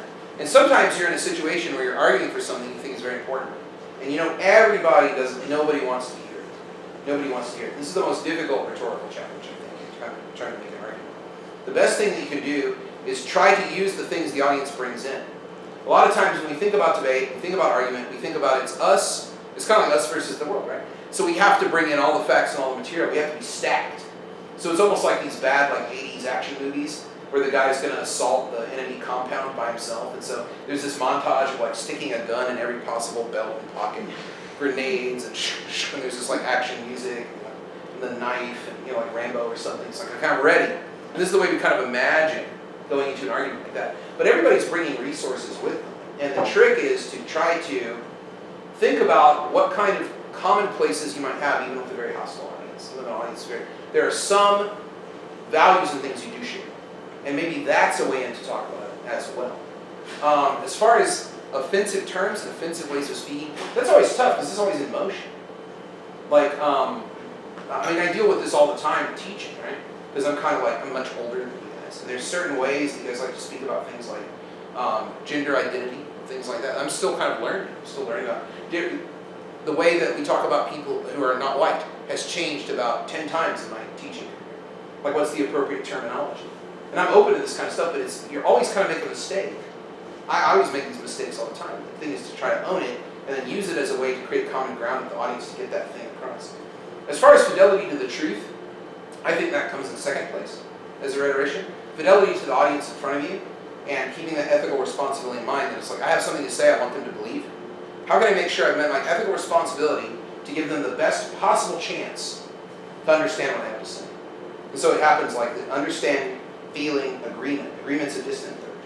It might be enough to get understanding and a little bit of sympathy. It might be a successful argument in a situation like that. It's definitely not going to be victory. And oftentimes arguments go on for 20, 30 years, especially in academia.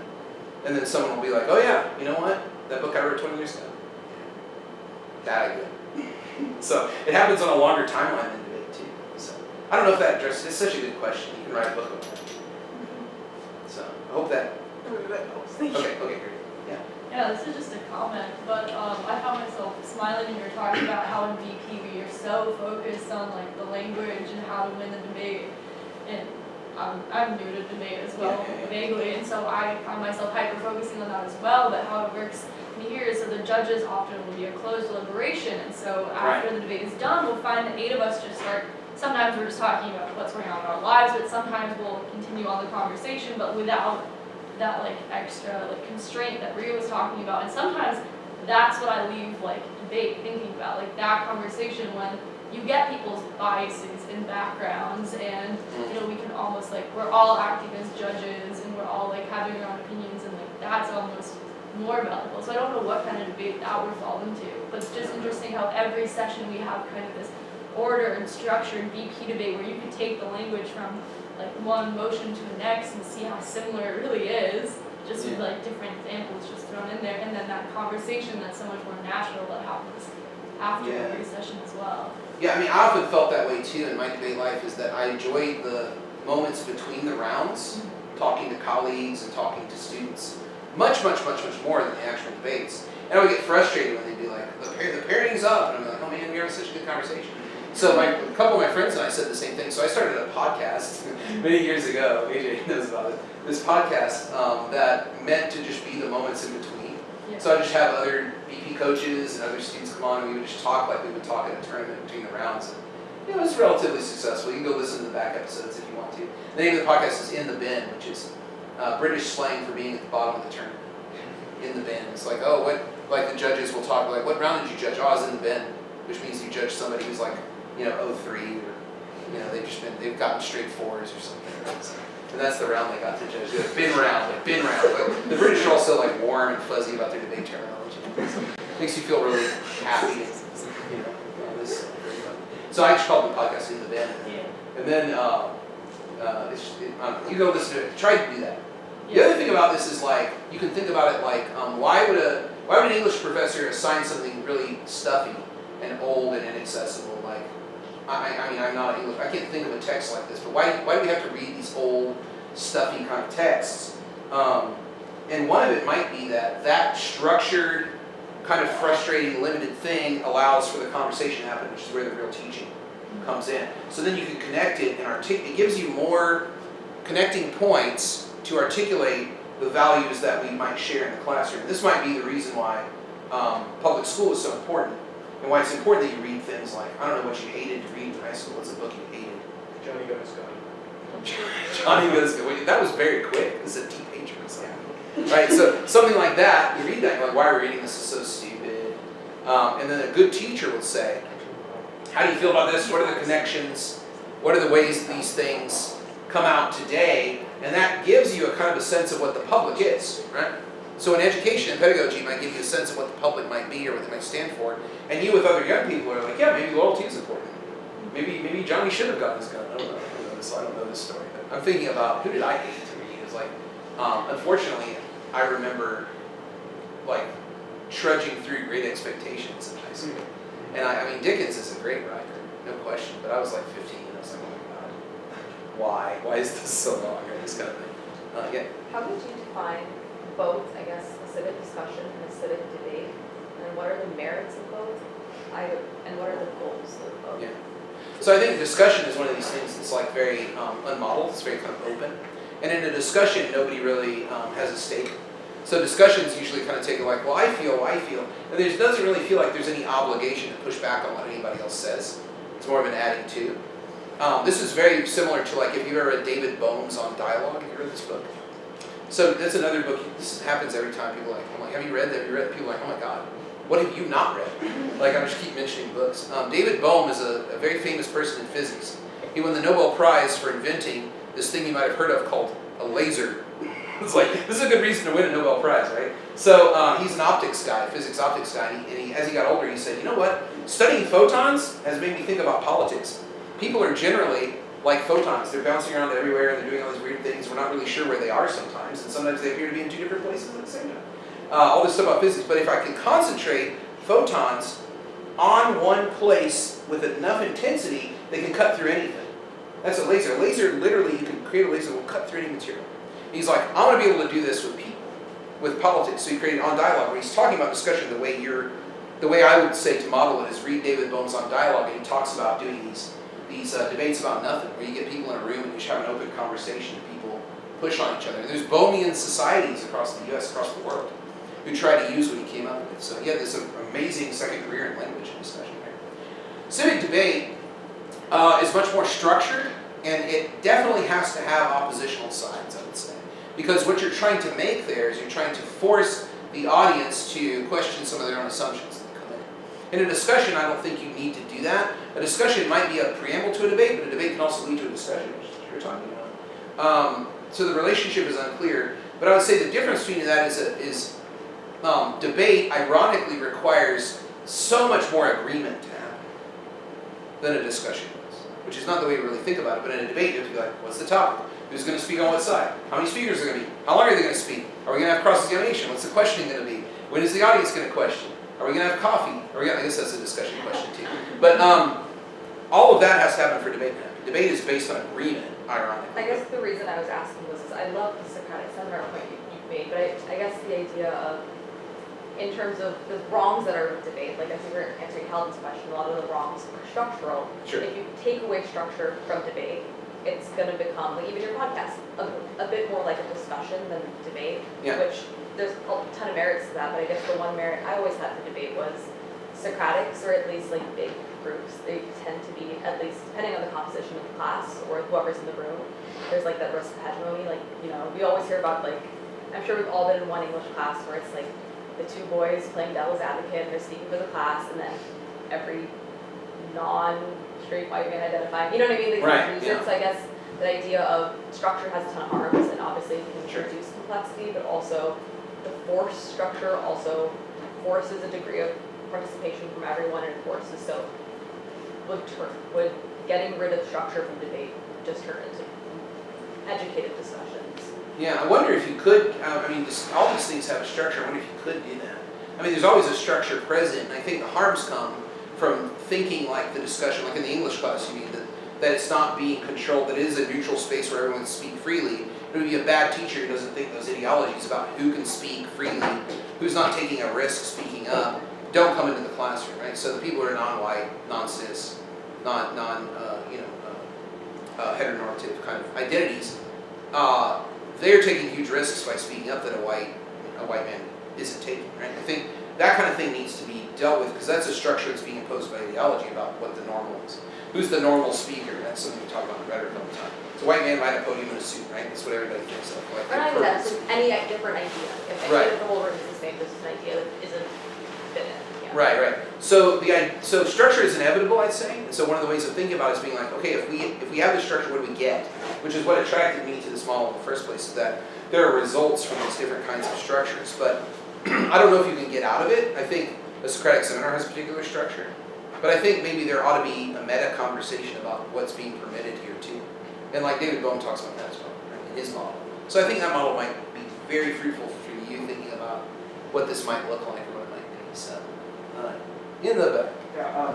Actually, sorry to interrupt you, Calvin. Speaking of structure, let's get anyone who hasn't had a first question before we get second and third. See. So, this is the thing. Maybe I know I'm exemplifying. You're doing the thing. So, but let's get maybe Jason. I don't think has had a question yet.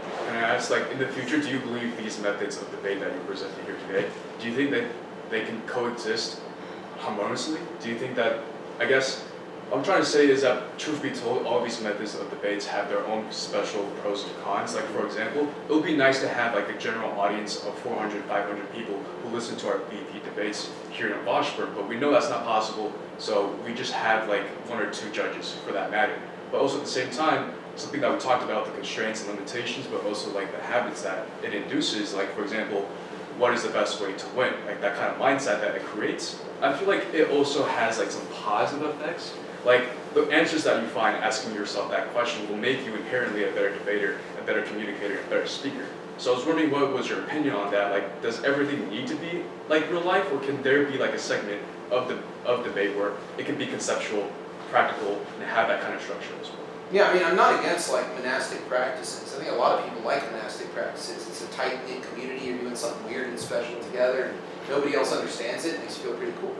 So this is good. But I think that when that becomes the thing that we're leaning on in the university, it's like, well, I mean, the university doesn't really lean on a debate all that much. Like, let's have a debate in class, and it's like a nightmare because there's no rules. The professor doesn't know how to do it. They just kind of think, let's just do it. It's like something that wouldn't even air on CNN, right? Which is a pretty low bar.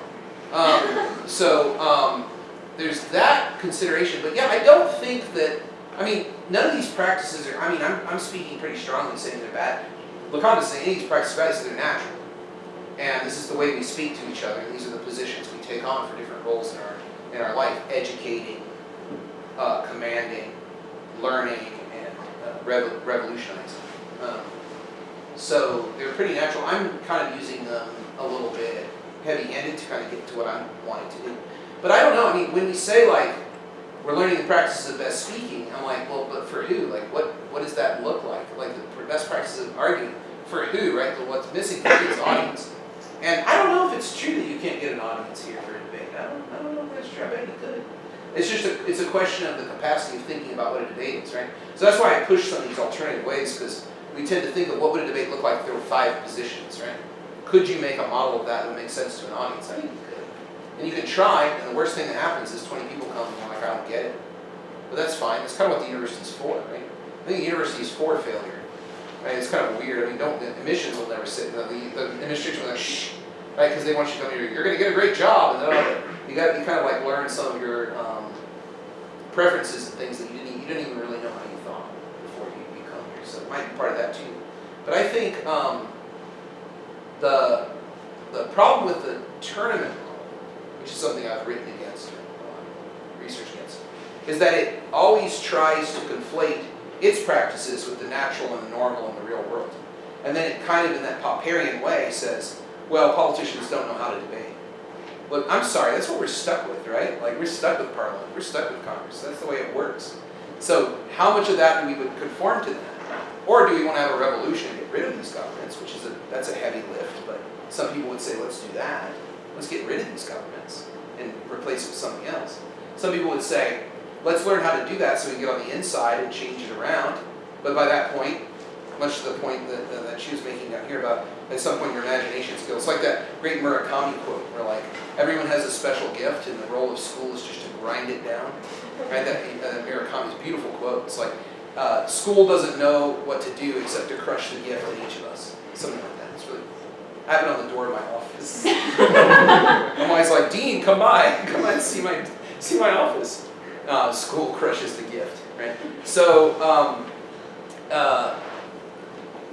the tournament purports to be this kind of self-organizing knowledge of argument, and then everyone who's not doing it that way is in error. And it's done so beautifully and so easily that anybody who does that, then we have a lot of reticence in participating in public debate, like going to town hall and giving a speech or something. Because we're like, man, I did it perfectly right, but nobody listened to me. And I've done stuff with collegiate debaters in front of public audiences. And the only thing that public audiences say to college debaters is, wow, you talk so fast. How do you do that? And that's the only thing they get. The only thing they get. And that's sad. Because everybody in this room is incredibly smarter than me probably. So how do we ethically express that in a way that people can access it? Tournament's not interested in that. Tournament wants to award the best speaker. Tournament wants to award who got the most ones, who broke on 15. That's what the tournament wants. but it hides all that. It's like, no, this is excellence, we're rewarding excellence, not obedience. We're rewarding excellence. That's the flip, that's the max. That's what I'd say. I don't know if that, hopefully that answers your question. Yeah. It's a good question. Like I have an applicationable question. In Chinese workplace scenario, like a lot of in our college, a lot of important issues will bring onto the college top community level to discuss. Actually, the real process is before the final committee meeting, some department leaders already talked to the partial secretary of the college. Actually, they already had the final decision. But I used to think, what's the meaning of the bring it to the community meeting, like in a formal way? I think it's the process. It might be reasonable.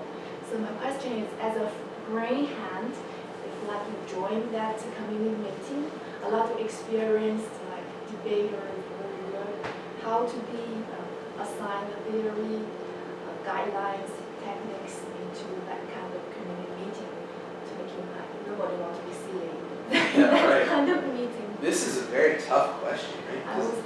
Yeah, a lot of things happen this way. Like in the U.S. Congress, we all know that all these decisions are made, like party level, behind closed doors and things like that. Although we say we have transparency and you can watch the Congress and all this stuff, they're all making these decisions. And the university is a big offender of this too. Like you go to some meeting and you're like, why do I have to be here? They've already made up their mind.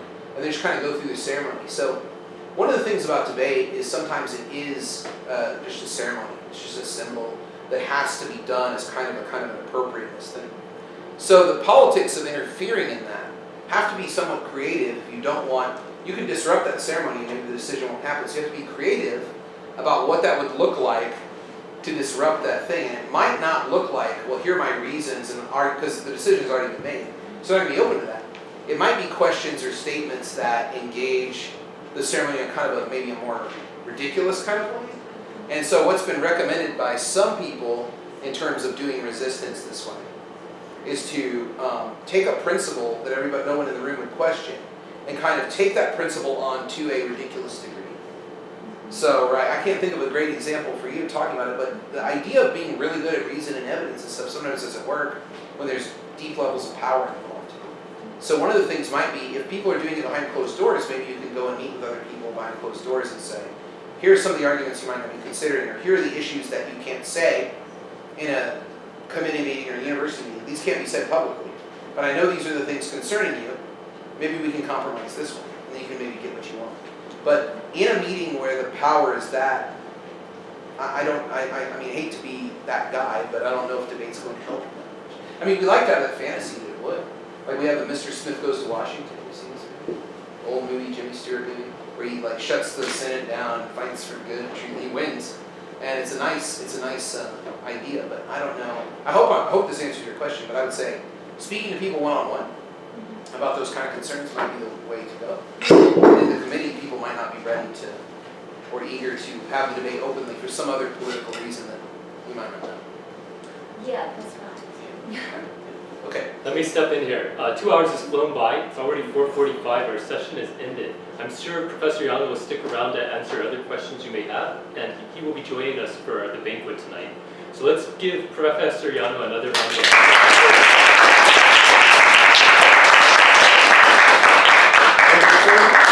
Before we dismiss, there might be some announcements about the banquet. Maybe they're from Will or from Ria or from Sophie. Are there any announcements that the members should know before we get ready for this evening?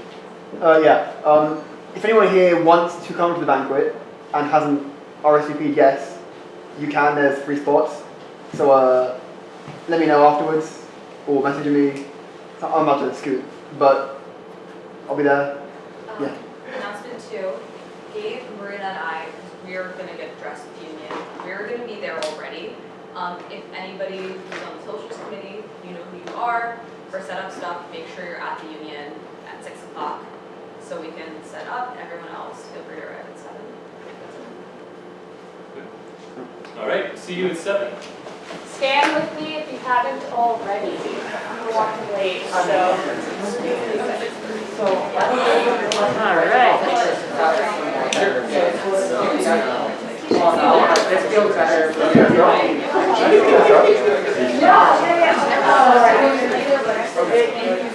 Andrew, you going to banquet?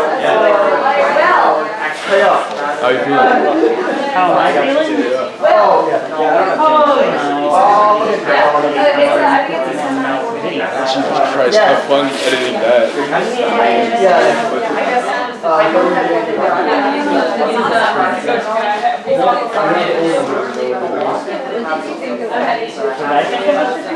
I liked it a lot. It reminded me of a class I took, but it didn't like. He did it like in a very accessible and good way. And like, I don't know, I think I know the feeling.